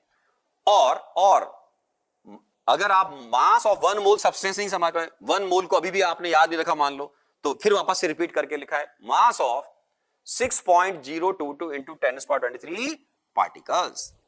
इतने सारे पार्टिकल्स का अगर आप मास ले लेंगे तो वो कहलाएगा मोलर मास। तो अगर आप मोल को इन टर्म्स ऑफ नंबर पहले ही समझ चुके हैं तो बहुत इजी हो गया आपके लिए कि मोलर मास 6.022 × 10⁻23 पार्टिकल्स के मास का सम कर लीजिएगा, है ना।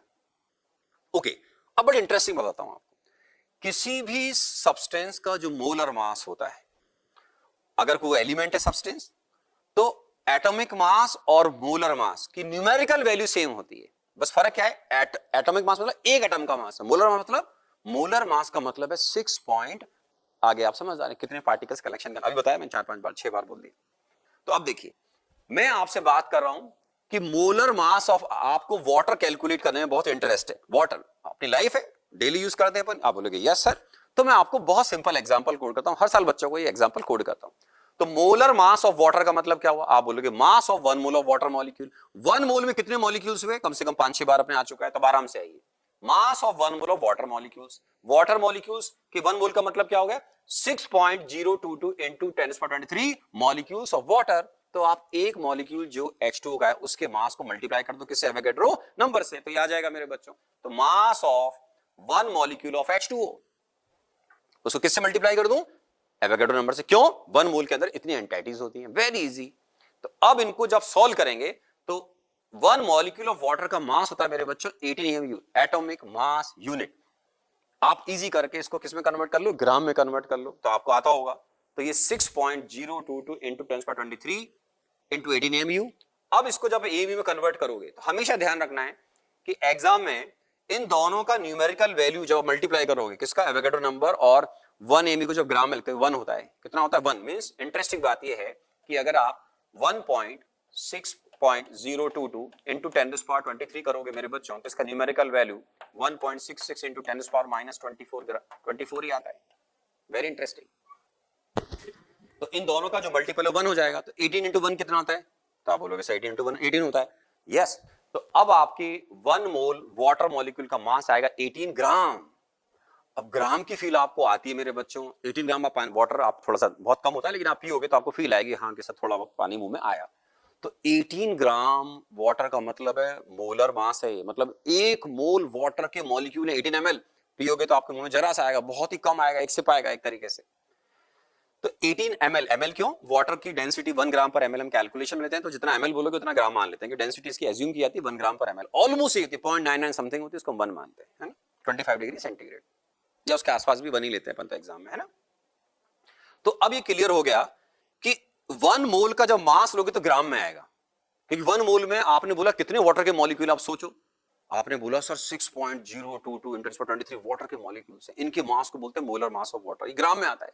तो मोलर मास ग्राम में लिखा जाएगा, और एटॉमिक मास या मॉलिक्यूलर मास, जो एटम मॉलिक्यूल आपको दिखते नहीं है, वो आपको AMU में लिखने चाहिए। ऑल्दो इफ यू नीड आप उनको कन्वर्ट कर सकते हैं, किसमें, ग्राम में या केजी में कन्वर्ट कर सकते हैं, because now we know 1 MU is equal to 1.6 into 10⁻24 gram और 1.6 into 10⁻27 kg। ओके, तो ये पार्ट भी हमारा कवर हो गया मेरे बच्चों। अब अगर मैं यूनिट की बात करूं तो मोलर मास की यूनिट लिखी जाती है ग्राम पर मोल। जैसे आप अगर मान लीजिए नंबर ऑफ मोल्स कैलकुलेट करने में इंटरेस्टेड हो, तो मैं आपसे इसमें बात करूंगा अभी, तो अभी बात करता हूं मैं आपसे, ये जस्ट एग्जांपल है बेसिक लेवल का। अगर आप मॉलिक्यूलर मास बोल रहे हैं CO2 का, तो आप बोलोगे 44 AMU।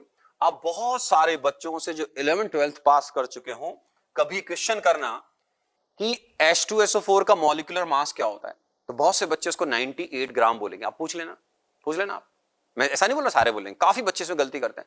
Molecular mass of H2SO4 98 ग्राम नहीं होता है।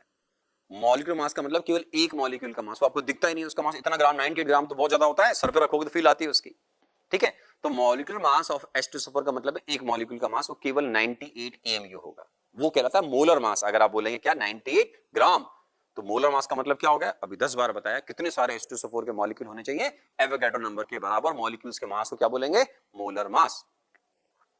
तो molecular mass of CO2 44 AMU। Molar mass अगर आप बोलोगे CO2 का, या इजी लैंग्वेज में mass of 1 mole of CO2 molecules, तो बोलोगे 44 ग्राम है सर। यूनिट डायमेंशन में इसको मोलर मास को लिखते हैं ग्राम पर मोल, क्योंकि जब हम मोल कैलकुलेट करते हैं मोल अपने आप में यूनिट माना जाता है, इसलिए ऐसा करते हैं। अभी बताऊंगा मैं आपको, है ना, घबराए नहीं, और क्लास में डिटेल बता देंगे, टेंशन मत लेना बिल्कुल भी। Atomic mass of sodium is 23 AMU, atomic mass, ठीक। मोलर मास अगर पूछोगे तो मोलर मास ऑफ सोडियम जब हम लैंग्वेज लिखते हैं तो ऐसे लिखते हैं कि सर ग्राम में रिप्रेजेंट करना, मोलर मास 23 ग्राम बोलोगे, ठीक है। ग्राम को GRAM भी लिखते हैं, GM भी लिखते हैं, कुछ लोग सिंपल जी भी लिखते हैं। इंटरनेशनल लेवल पे सिंपल जी भी लिखोगे that is more than enough, g है ना। तो एटॉमिक मास सोडियम में कितना होगा 23 AMU, मोलर मास हो गया 23 ग्राम, ये भी ठीक हो गया। ओके, अब आइए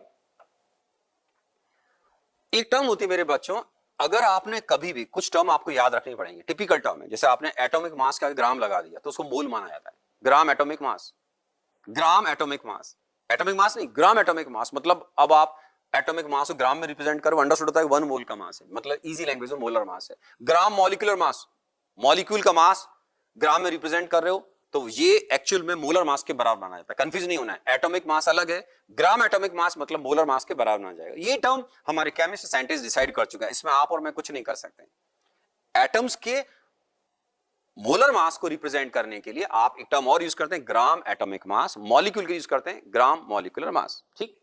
तो number of moles of any substance अगर आपको कैलकुलेट करना है मेरे बच्चों, तो क्योंकि 1 मोल पार्टिकल्स का जो मास है वो उसका मोलर मास है, तो अब आपको क्या करना है हमेशा, जैसे CO2 का मोलर मास कितना है, सोचो आराम से, आप बोलोगे 44 ग्राम, ठीक। अब आप अगर सैंपल CO2 का 44 ग्राम से कम लोगे तो इसका मतलब 1 मोल से कम है। आपने लिया 88 ग्राम तो इसका मतलब आपने ज्यादा लिया, तो मैं क्या करूंगा 88 डिवाइड बाय 44 करूंगा, तो आप बोलूंगा 88 डिवाइड बाय 44 से 2 मोल्स है।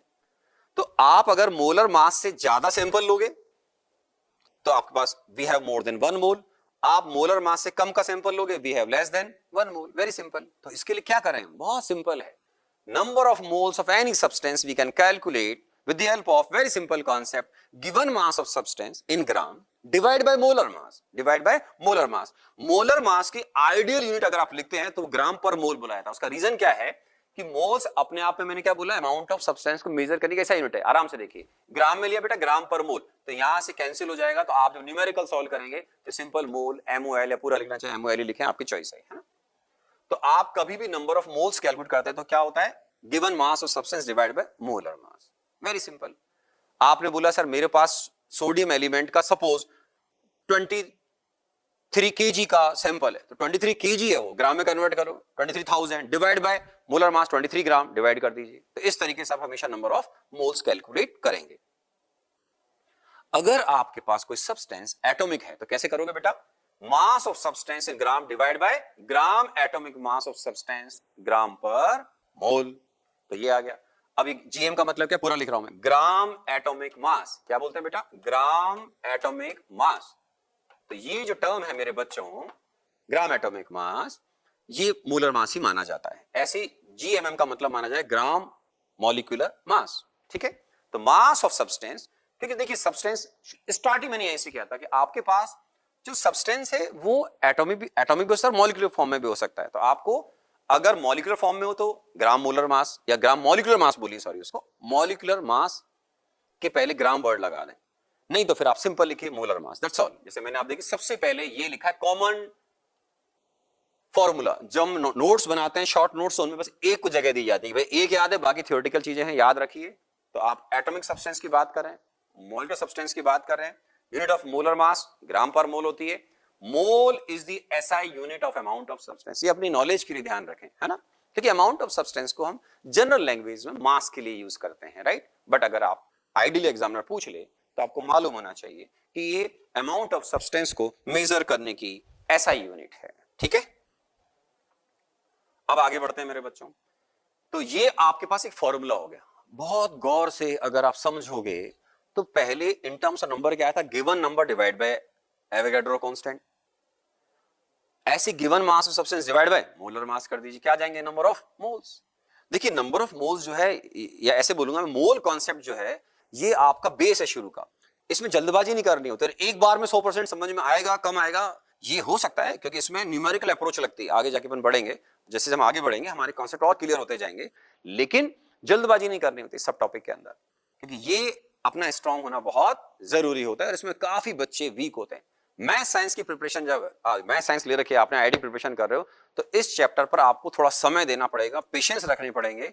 इस चैप्टर को जब मैं क्लास में पढ़ाऊंगा 11th क्लास के बच्चों को, तो लगभग इसका ड्यूरेशन 11th क्लास के बच्चों के लिए लगभग 1.5 मंथ का होगा। कितना होगा, 1.5 मंथ, है। ओके, और सुनिए, अब मैंने एक सिंपल क्वेश्चन किया है, आप अपना दिमाग लाइए, आईक्यू लेवल यूज करिए फटाफट की। सर ने क्वेश्चन लिखा हुआ, आंसर नहीं लिखा, अपने को निकालना पड़ेगा।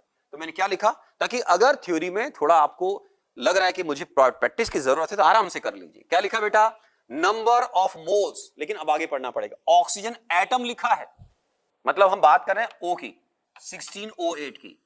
तो इसका मोलर मास कितना होगा मेरे बेटा, इसकी शक्ल पे लिखा होता है। इसका एटॉमिक मास 16 mu, आज ही सिखाया। इसका मोलर मास 16 ग्राम बोला जाएगा। क्यों? क्योंकि 1 मोल O16 का जो मास है वो उसका मोलर मास कहलाएगा। और मोलर मास का मतलब क्या बताया इजी लैंग्वेज में आपको, एवोगैड्रो नंबर के बराबर एटम्स के मास को हम बोलते हैं मोलर मास। तो इसका मोलर मास कितना है, 16 ग्राम। यूनिट विद यूनिट डायमेंशन बोलोगे 16 ग्राम पर मोल। ग्राम पर मोल मतलब पर मोल उसका मास 16 ग्राम होता है। पर मोल मतलब एक मोल का जो मास है, राइट। अब देखिए, मुझे नंबर ऑफ मोल्स कैलकुलेट करने मेरे बच्चों। नंबर ऑफ मोल्स अब तक आपने कैलकुलेट कर लिया होगा। तो number of moles of oxygen atom, तो एग्जाम में सिली मिस्टेक नहीं करनी है। ये एटम लिखा हुआ है, मतलब आपके माइंड में क्या चलेगा, O2 नहीं चलना चाहिए। ये बहुत से बच्चे सिली मिस्टेक करते हैं मेरे बच्चों, ठीक है। तो ये कितना हो जाएगा बेटा, 18 gram, I am sorry 80 gram, 80 gram divide by कितना लिखोगे बेटा, 16 ग्राम पर मोल। ये इसकी आइडियल यूनिट लिख रहा हूं। तो ग्राम से ग्राम कैंसिल होगा मेरे बच्चों, मोल को आप ऊपर ले जाइए आराम से। Now we can write 5 moles, very simple. तो मेरे पास 5 मोल ऑक्सीजन के एटम होंगे। अगर मैं मॉलिक्यूल पूछता मेरे बच्चों, मान लीजिए, तो फिर आपको उस हिसाब से बात करनी पड़ती, ठीक है ना। तो आपको फिर मालूम होना चाहिए कि एटॉमिक मास अगर 16 है तो मॉलिक्यूलर, अगर मॉलिक्यूलर मास की बात करोगे फिर सैंपल उसका ले रहे हो, किसका ले रहे हो आपको बताना पड़ेगा। तो यहां पर मेरे पास आपने जो सैंपल दिया था ऑक्सीजन का वो 80 ग्राम था, तो मैंने गिवन मास को सीधा सीधा जिसके आप एटम्स पूछ रहे हो मैं उसी से डिवाइड करूंगा, 60 से डिवाइड करूंगा। Very simple, very simple. अगर आप नाइट्रोजन बोलते तो गिवन सैंपल, गिवन वेट को या गिवन मास को, मैं हमारे यहाँ वेट और मास को एक ही तरीके ट्रीट करना होता है जब आप मोल कॉन्सेप्ट में कैलकुलेशन कर रहे होते हैं। वेट बोलिए, मास बोलिए, सिमिलर माना जाता है, राइट। अगर आपको सैंपल का मास दे रखा है और नाइट्रोजन एटम बोलेगा तो आपको डिवाइड बाय 14 करना पड़ेगा। अगर वो number of moles of N2 molecules बोलेगा मेरे बच्चों, तो आपको given mass of sample of nitrogen divide by 28 करना पड़ेगा। जैसे अगर ऑक्सीजन का सैंपल लोगे, मॉलिक्यूलर ऑक्सीजन का सैंपल लोगे तो फिर आपको 80 या जो भी वॉटएवर मास है डिवाइड बाय 32 करना पड़ेगा, है ना। इसका बहुत ध्यान रखें। और देखो मेरे बच्चों, calculate number of moles of electron in 4 gram of O2 minus. तो आप फर्स्ट टाइम पढ़ रहे हैं, अगर आपको नहीं आता है तो मैं आपकी हेल्प कर रहा हूं। 8O16 आइसोटोप होता है इसका, स्टेबल। ये आप धीरे धीरे सीख जाओगे अपना। बहुत इनऑर्गेनिक केमिस्ट्री पढ़ोगे, प्योरिटी प्रॉपर्टीज पढ़ोगे, पीरियड टेबल पढ़ोगे, इधर मोल में पढ़ोगे, बहुत सारी जगह। और आईआईटी में अच्छी बात क्या होती है मेरे बच्चों, कि आपको इनफैक्ट एटॉमिक नंबर वगैरह या I am sorry atomic mass दे दिए जाते हैं एग्जाम में, तो अच्छी बात है। लेकिन फिर भी मैं ऐसा बोलता हूं कि आप बहुत फेमस एटलीस्ट 1 से लेकर 30 तक अगर याद करेंगे ज्यादा अच्छा रहेगा, धीरे धीरे, है ना। पर दे देते हैं आईआईटी में। तो अब क्या है, लैंग्वेज पढ़ना पड़ेगा। नंबर ऑफ मोल्स पूछे मेरे बच्चों तो आराम आराम से देखिए। अगर मुझे इसमें नंबर ऑफ मोल्स निकालने, बेस्ट तरीका क्या है, आप मुझसे सुन रहे हो, अच्छा है कि आप पेपर पे फटाफट रफ में कैलकुलेट करो, वीडियो पॉज करके फटाफट कैलकुलेट कर लो, कितनी देर लगे, इजी कैलकुलेशन है। तो देखिए, नंबर ऑफ मोल्स, पहले नंबर ऑफ मोल्स ऑफ मेरे बच्चों आप O2 माइनस निकाल लो। पहले O2 माइनस निकाल लो। आप बोलोगे यस सर ये ठीक है, ठीक है। अब आप इससे जैसे ही आप O2 माइनस पे आओगे, O2 माइनस का मतलब होता है सर आपने इस O के अंदर 2 इलेक्ट्रॉन ऐड किए थे, एनायन बोलते हैं मेरे बच्चे इसको। आप बोलोगे यस सर। तो इसमें अगर न्यूट्रॉन कितने बेटा, इसमें 16 माइनस 8 8, प्रोटॉन कितने बेटा 8, इलेक्ट्रॉन कितने इसमें 8, लेकिन इसमें 2 इलेक्ट्रॉन ऐड होंगे तो इसमें इलेक्ट्रॉन्स कितने होंगे 10, प्रोटॉन कितने होंगे बेटा 8, ठीक है। तो इलेक्ट्रॉन आपको मालूम होना चाहिए कि एक O2 माइनस पार्टिकल में, एक एनायन में 10 इलेक्ट्रॉन होंगे, एक एनायन में 10 इलेक्ट्रॉन होंगे। तो एक मोल में 10 मोल इलेक्ट्रॉन होंगे। वो मोल का मतलब आप सीधे एवोगैड्रो नंबर के बाद कलेक्शन लेके बैठ गए। तो एक एनायन में 10 इलेक्ट्रॉन है, तो 1 मोल में 10 मोल इलेक्ट्रॉन होंगे। तो पहले आप O2 माइनस के मोल से निकाल लो। मैंने अभी भी सिखाया था मेरे बच्चों, यहाँ बच्चे बहुत मिस्टेक करते हैं, बहुत सी मिस्टेक करते हैं। वो O के मास में 2 ऐड कर देते हैं। अरे इलेक्ट्रॉन का मास नेग्लिजिबल होता है, भगवान के लिए ध्यान रखना, ठीक है मेरे बच्चों, गड़बड़ नहीं करना है। तो O का और O2 का मोलर मास सेम माना जाएगा, Na और Na प्लस का मोलर मास सेम माना जाएगा, इलेक्ट्रॉन के मास को नेग्लेक्ट किया जाता है। Always remember in mole concept, okay. तो अब आप क्या करोगे मेरे बच्चों, 4 डिवाइड बाय 16 क्या है मेरे बच्चों, मोलर मास। कितने आ गए बेटा इसके मोल्स, 0.25, कितने आए बेटा 0.25। क्या ये हमारा आंसर है? आप बोलोगे नो सर, ये तो आपने number of moles of O2 minus निकाले, लेकिन एक O2 माइनस में 10 इलेक्ट्रॉन्स हैं, तो 1 मोल O2 माइनस में 10 मोल्स ऑफ इलेक्ट्रॉन होंगे, तो ऑब्वियसली 0.25 में कितने हो जाएंगे ये बोलो? तो number of moles of electrons कितने हो गए मेरे बच्चों? 0.25 इंटू क्या करूं बेटा 10, तो 1 मोल में 10 मोल इलेक्ट्रॉन होंगे, तो ऑब्वियसली 0.25 मोल्स में आपके 2.5 मोल्स होने चाहिए। तो आपको एक ऑप्शन ढूंढना पड़ेगा कि आपका आंसर सर 2.5 आ रहा है मेरे बच्चों, तो आपको ये आंसर सेलेक्ट करना पड़ेगा। ये आप जेई मैन में दे दो मेरे बच्चों, बिलीव मी, ये तो अपना फर्स्ट डे छोटा सा एक लेक्चर है, ये आप जेई मैन में दे दो, सारे बच्चे इसको सही नहीं कर सकते हैं। और आप यकीन माने कि अगर मान लीजिए 10 लाख भी बच्चे बैठेंगे, तो आप ऐसा मत समझना कि इसको गलत करने वाले बच्चे केवल 5, 10, 20, 50 हजार होंगे, ज्यादा होता है ना।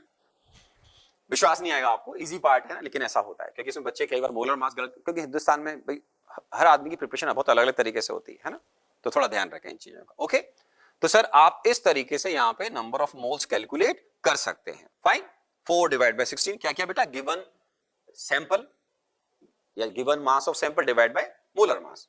4 डिवाइड बाय 16 0.25, 10 से मल्टीप्लाई करके आराम से मैंने बता दिया है आपको, है ना। चलिए सर, तो मेरे पास आंसर आएगा इतना होना चाहिए। हाँ एक बात और, मान लो एग्जामिनर ने ये नहीं लिखा और आपने जल्दबाजी में नहीं पढ़ा, उसने बोला नंबर ऑफ इलेक्ट्रॉन्स बताओ, तो सोचो इलेक्ट्रॉन्स कितने आएंगे, मैं नंबर ऑफ मोल्स निकलवाए क्वेश्चन में। लेकिन अगर मैं पूछता कि sir number of electrons calculate करो, तो बच्चा बोलेगा एक ही तो बात है। अरे एक बात कैसे यार, अभी सिखा एक मोल में कितने एंटाइटीज होता है, तो हाँ बोलोगे यस ट्यूबलाइट जल रही है सर, बहुत शानदार तरीके से जगमग हो रही है, राइट। तो आप समझ जाओगे कि सर अगर मैंने नंबर ऑफ इलेक्ट्रॉन्स पूछे, then you will multiply 2.5 into किससे करोगे? I've got a number 6.022 into 10 raised to power 23, तो वो होंगे आपके नंबर ऑफ इलेक्ट्रॉन्स। तो जब भी नंबर ऑफ मोल्स दे रखे हो और उनको आपको नंबर में कन्वर्ट करना हो, तो आपने सुन तो लिया, 10 बार सुन लिया और रिवीजन कर लेना कि 1 मोल में Na के बराबर एंटाइटीज होती हैं, या 6.022 into 10 raised to power 23 entities होती हैं। आगे चले मेरे बच्चों और देखो, find number of neutrons of F minus in 38 gram. Obviously उसी का सैंपल होगा अगर आगे नहीं लिखा हुआ है तो अब देखिए सबसे पहले जो F है, F लिखा है बेटा 9 और ये लिखा है 10। आप बोलोगे ठीक है सर, इसमें number of protons, number of protons अगर बोल रहे हैं अपन, तो नंबर ऑफ जो प्रोटॉन्स हैं वो आपके 9 हैं, इसमें नंबर ऑफ इलेक्ट्रॉन्स भी 9 होंगे। Number of protons number of electrons के बराबर होते हैं मेरे बच्चों न्यूट्रल पार्टिकल में, तो 9 हो जाएंगे। लेकिन आप बोल रहे हो F माइनस एनायन हो गया, इसीलिए मैं बेसिक्स पे बहुत ध्यान देता हूं शुरू में, building upon solid foundation, second time बोल रहा हूं। हर चैप्टर की स्टार्टिंग में बहुत स्लो करता हूं। केमिस्ट्री में हम लोग बच्चे को बिल्कुल 0 से 100 तक ले जाने बिलीव करते हैं। अब उसकी ये श्रद्धा है, उसकी एबिलिटी है, उसका कंसंट्रेशन का लेवल कितना, उसके अकॉर्डिंग वो 0 से 100 तक हम तो ले जाएंगे, वो कहां तक पहुंच पाता है ये उसका एफर्ट लगाने पड़ेंगे। ठीक है, तो बेटा F माइनस एनायन हो गया, तो इसका मतलब इसमें नंबर ऑफ इलेक्ट्रॉन्स एक ज्यादा होना चाहिए, तो 9 + 1 10 होना चाहिए। फाइन, अब 38 ग्राम में निकालना है, तो आप रफ में कैलकुलेट करो फटाफट और चेक करो कि भाई मेरे साथ में आपका आंसर करेक्ट आ रहा है या नहीं आ रहा है मेरे बच्चों। तो सबसे पहले number of moles of F minus लिखो मेरे बच्चों। तो आप बोलोगे 38 डिवाइड बाय 19। 19 क्या बेटा? 19 gram is the molar mass. ठीक है, मोलर मास मतलब 1 मोल का मास, वो 19 ग्राम होना चाहिए। ओ सॉरी, मैंने 10 लिख रखा था, आई एम सॉरी, 19 होता है ना। तो इसमें प्रोटॉन ये है, न्यूट्रॉन्स ये हैं। अगर मैं न्यूट्रॉन्स पूछा तो 19 माइनस 9 10 इसमें न्यूट्रॉन्स होते। पूछा है क्या? हाँ न्यूट्रॉन्स पूछा, मजा आएगा भी तो, वाह वाह। तो ठीक है, तो नंबर ऑफ न्यूट्रॉन्स भी लिखता हूं मैं आपको, किसमें नंबर ऑफ न्यूट्रॉन्स होंगे सर 10। 19 माइनस 9 10 इसमें न्यूट्रॉन्स होने चाहिए। ओके, तो आपने सबसे पहले number of moles of F minus निकाल लिए। आप बोलोगे हाँ सर निकाल लिए। अब तुम number of moles of neutrons निकाल लो मेरे बच्चों, न्यूट्रॉन्स। तो आप बोलोगे सर ये आपके पास 2 मोल्स आए थे, आपके पास एक एनायन में 10 इलेक्ट्रॉन्स हैं, तो 1 मोल F माइनस में 10 मोल्स इलेक्ट्रॉन्स होंगे और साथ में 10 मोल्स ऑफ न्यूट्रॉन्स होंगे। प्रोटॉन उसमें 9 है, प्रोटॉन की पूछा ही नहीं, न्यूट्रॉन पूछा है, इलेक्ट्रॉन जो भी पूछता है एग्जामिनर, हमारे यहाँ पे हाल फिलहाल न्यूट्रॉन्स पूछा हुआ है। तो 1 मोल F minus is containing 10 moles of electron. तो आप यहां क्या कर दें, 10 2 इंटू 10 कितना हो गया मेरे बच्चों, 20। अब सोचो क्या ये आंसर है, सोचना है। मैंने क्या पूछा था, देखो नंबर ऑफ न्यूट्रॉन्स, मोल्स नहीं पूछा है मेरे बच्चों। तो in this case we can calculate number of neutrons. We can calculate 20 into 6.022 into 10 raised power 23। Exam में हो सकता है, एग्जाम शॉर्टकट में आपको 20 into n भी लिख सकता है वो, है ना, तो कई बार ऑथर ऐसे शॉर्टकट में लिख देते हैं। तो ये आपके नंबर ऑफ न्यूट्रॉन्स आएंगे। बेटे ये नंबर ऑफ मोल्स है, ये नंबर पे आ गए, ठीक। तो आपको ध्यान रखना है, मोल्स को जब भी नंबर में कन्वर्ट करोगे तो एवोगैड्रो नंबर को आपको यूज करना आना चाहिए, ठीक। तो ये क्वेश्चन और हो गया मेरे बच्चों, और सुन लीजिए, फाइंड नंबर ऑफ इलेक्ट्रॉन्स। अभी गलत नहीं होना चाहिए, ठीक है, आप सोल्व करो इसको फटाफट। तो 30 ग्राम Mg2+ है, ओके। मैग्नीशियम अगर आपको अभी नहीं मालूम है, आपकी हेल्प करता हूं, इस मैग्नीशियम में जब हम बात करते हैं, वाह, तो ये 24 होता है,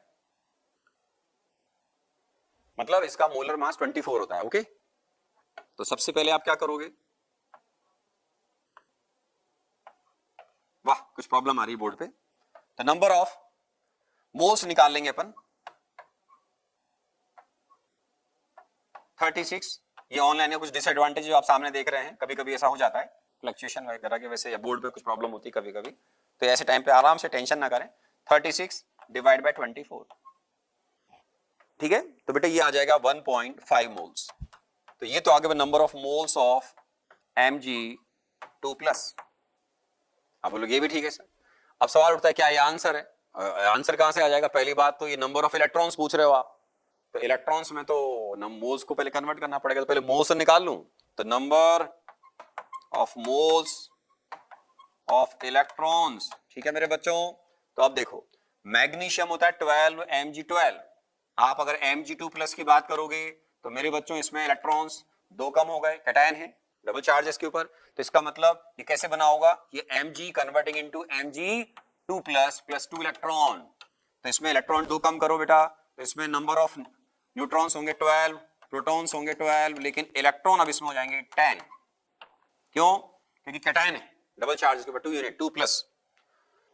तो अब आपको समझ में आएगा कि सर मेरे पास जो 1.5 आपने मोल्स बोला मैग्नीशियम का, मैंने आराम से उसके नंबर ऑफ मोल्स कैलकुलेट कर लिए सर, ये आए सर 1.5, लेकिन अभी भी ये आंसर नहीं आ रहा है। तो ये 1.5 आराम से देखो, 1.5 इंटू 10, तो ये आ गया मेरे बच्चों 15, ठीक। सवाल ये उठता है कि क्या ये आंसर है, तो आपको फिर चेक करना पड़ेगा कि लिखा क्या है। आपने number of moles of electron नहीं पूछे, आपने नंबर ऑफ इलेक्ट्रॉन्स पूछे। So now we can calculate number of electrons, 15 into N कर दें या 6.02 10 पावर 23 कर दें। तो कुछ ऑथर कई बार शॉर्टकट में ऐसे यूज भी करते हैं, तो अपन इसको आंसर टिक मारेंगे एग्जाम में, इस तरीके से लिखा हुआ है, ठीक है ना। तो 15 इंटू एन कर दें या 15 इंटू दिस, ये नंबर्स आप निकाल रहे हैं तो और एप्रोप्रिएट आंसर, अगर वो आपसे कैलकुलेशन करवाएगा नहीं करवाएगा मुझे पता नहीं, शॉर्टकट वो कई बार ऐसे यूज करते हैं, कई बार नहीं करते हैं, तो आपकी चॉइस है, आपकी चॉइस नहीं, सॉरी एग्जामिनर की चॉइस है, ठीक है। तो ये भी एक इजी प्रॉब्लम है, ये फंडामेंटल प्रॉब्लम है ये, तो जो आपको आने चाहिए। अब इंपॉर्टेंट टर्म, कुछ इंपॉर्टेंट टर्म होती है मेरे बच्चों, जैसे आपको सुननी पड़ेंगी, याद करनी पड़ेंगी, बिकॉज डिफाइन ही ऐसे हैं। जैसे एक लिखा बेटा 1 ग्राम एटम, आप बोलोगे हैं एटम के पहले जी लिखा हुआ है, यस, जी का मतलब ग्राम, पूरा शॉर्टकट में हम जी से रिप्रेजेंट करते हैं। तो 1 ग्राम एटम, ये 1 एटम नहीं है मेरे बच्चों, या 1 ग्राम नहीं, 1 ग्राम तो मास हो गया, 1 एटम मतलब आपका एक ही एटम है। 1 ग्राम एटम का मतलब उसका 1 मोल माना जाता है, ये स्टैंडर्ड टर्म है, हालांकि बहुत ज्यादा फेमस नहीं है, लेकिन यस एग्जाम में काम आ सकती है या यूज आ सकती है। तो 1 ग्राम एटम का मतलब है 1 मोल ऑफ एटम। अगर कहीं 1 ग्राम मॉलिक्यूल लिखा होगा तो इसका मतलब आपके पास उस मॉलिक्यूल का 1 मोल है। 1 gram molecule, 1 mole of that particular molecule. 1 gram ion, 1 mole of ion.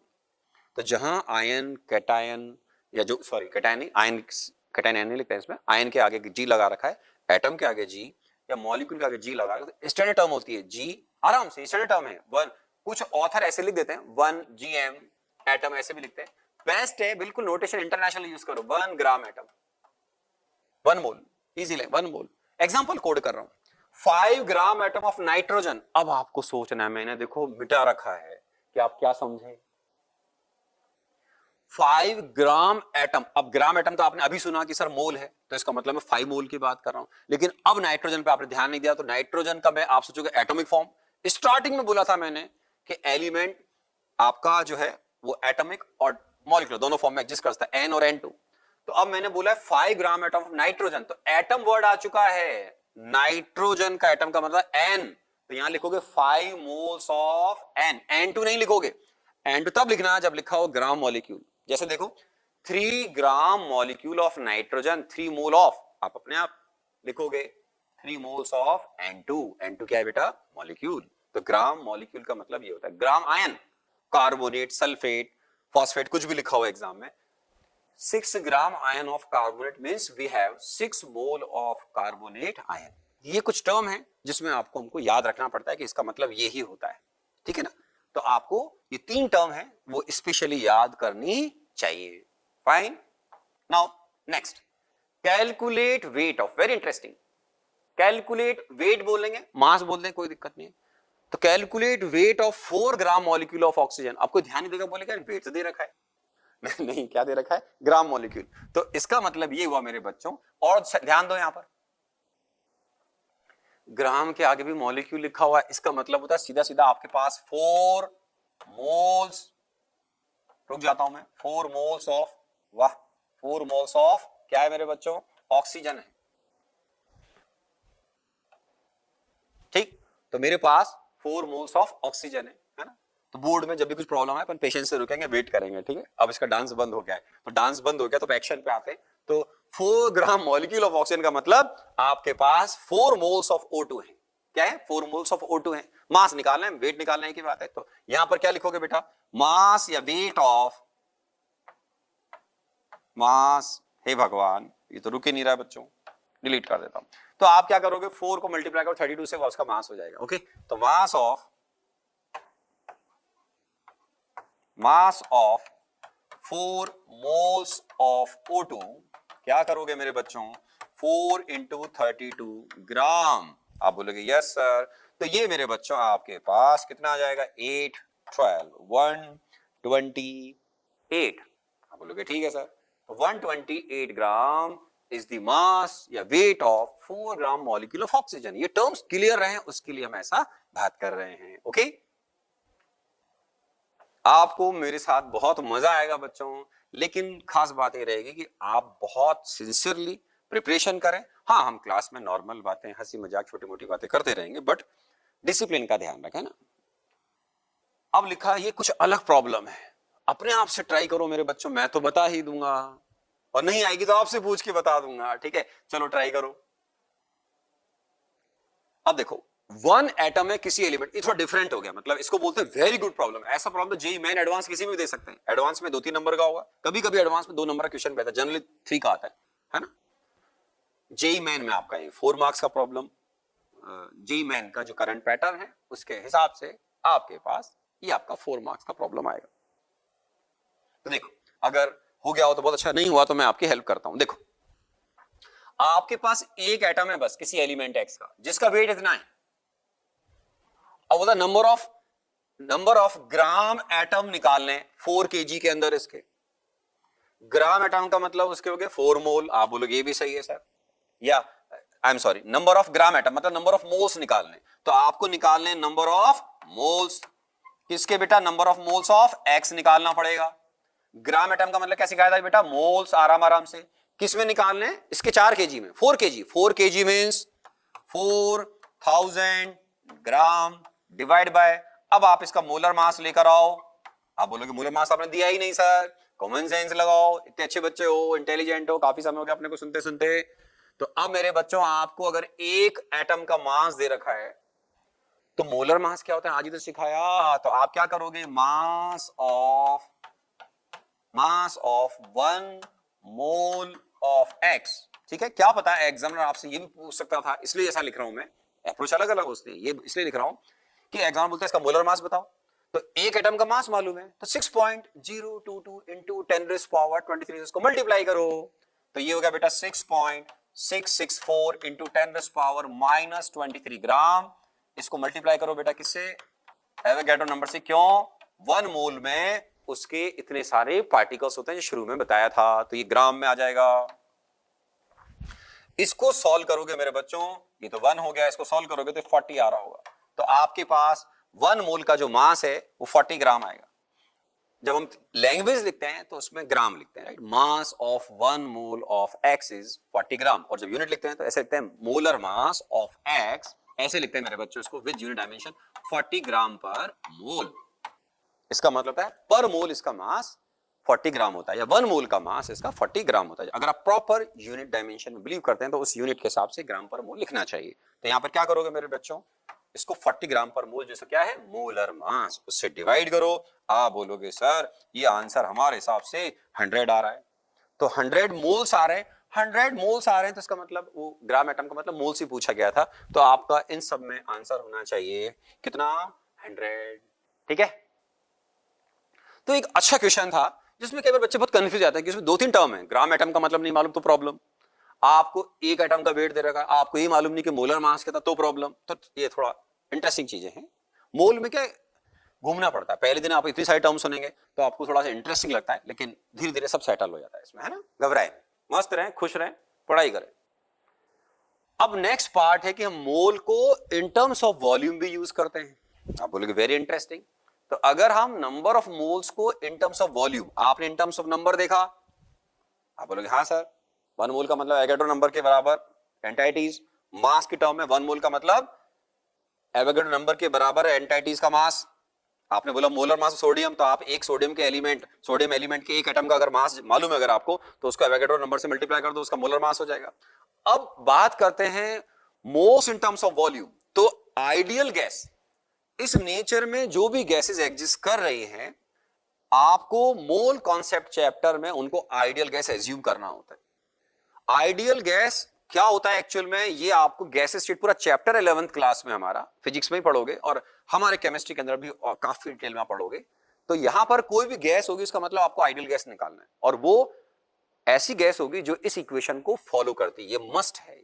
बाकी आपको चार्ल्स बॉयस लॉ वगैरह, गैलुसिक वगैरह, वो हम गैस स्टेट में आराम से पढ़ेंगे, है ना। तो इक्वेशन याद रखना बेटा, PV is equal to NRT. जैसे कोई कंटेनर है मेरे बच्चों, इस कंटेनर में आइडियल गैस भरी हुई है, तो आइडियल गैस की जो मॉलिक्यूल कंटेनर की वॉल पर जो प्रेशर एक्सर्ट करेंगे उसको बोलते हैं प्रेशर ऑफ आइडियल गैस। क्या बोलते हैं बेटा, प्रेशर ऑफ आइडियल गैस। ठीक है, V जो है इसको बोलते हैं मेरे बच्चों volume of ideal gas. Ideal gas का मेरे बच्चों वॉल्यूम एग्जाम में दे रखा हो, नहीं तो इसको हम सिंपल लैंग्वेज में वॉल्यूम ऑफ वेसल बोलते हैं, वॉल्यूम ऑफ वेसल बोलते हैं। रीजन क्या होता है बेटा, गैस को जितने भी लार्ज वेसल में आप छोड़ देंगे वो एंटायर वेसल को ऑक्यूपाई कर लेती है। बहुत इजी लैंग्वेज में, मैं अभी एक रूम के अंदर खड़ा हूं, आप इसमें मान लीजिए हाइड्रोजन गैस का बैलून फोड़ देंगे तो वो सब जगह फैलना शुरू हो जाएगा। तो किसी भी आइडियल गैस के वॉल्यूम का मतलब था उसके कंटेनर का वॉल्यूम जिसमें वो स्प्रेड हो जाता है, या उसके लिए जो अवेलेबल वॉल्यूम है। तो इसको हम ऐसे बोलते हैं कि एंटायर रूम इज अवेलेबल। तो जितना बड़ा वेसल होगा, इजी लैंग्वेज में, उस गैस का उतना लार्ज वॉल्यूम है ना। फिर डिटेल में और आगे जब गैसियस स्टेट के अंदर पढ़ेंगे तो वहां बातें करेंगे। हाँ, एन का मतलब होता है मेरे बच्चों moles of ideal gas.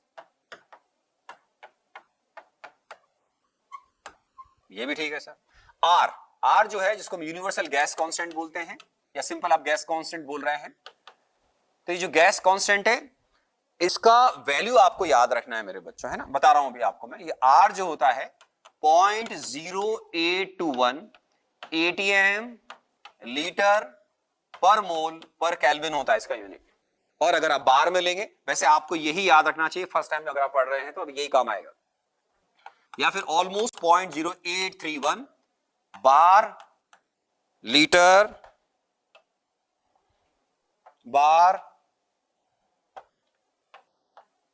Litre पर मोल पर केल्विन। अगर आपको यूनिट याद ना हो रहा हो, आप कई बच्चों से पूछेगा जो 11th 12th पास कर चुके हैं, कई बच्चे आर की यूनिट नहीं बता पाते, तो आप बच्चों की तरह आओ ना कि आर जो है वो किसके बराबर लिखोगे, आप बोलोगे पीवी अपॉन एनटी के बराबर, प्रेशर एटीएम में, वॉल्यूम सपोज लीटर में ले रहे हैं आप, मोल्स एन हो गया, टी टेम्परेचर हो गया, तो यूनिट अपने आप आ गया ना बेटा, pressure in ATM, volume in litre, N का मतलब मोल्स, टी का मतलब टेम्परेचर इन केल्विन। तो यूनिट क्या हो गया, एटीएम लीटर डिवाइड बाय क्या लिखा, मोल इनटू केल्विन, मतलब एटीएम लीटर पर मोल पर केल्विन बोलते हैं इसको हम, है ना। तो और भी यूनिट होती है, लेकिन अभी यही यूनिट आपको याद रखनी है।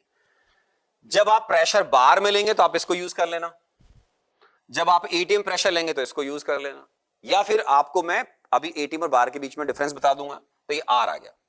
टी क्या है बेटा, टेम्परेचर ऑफ गैस।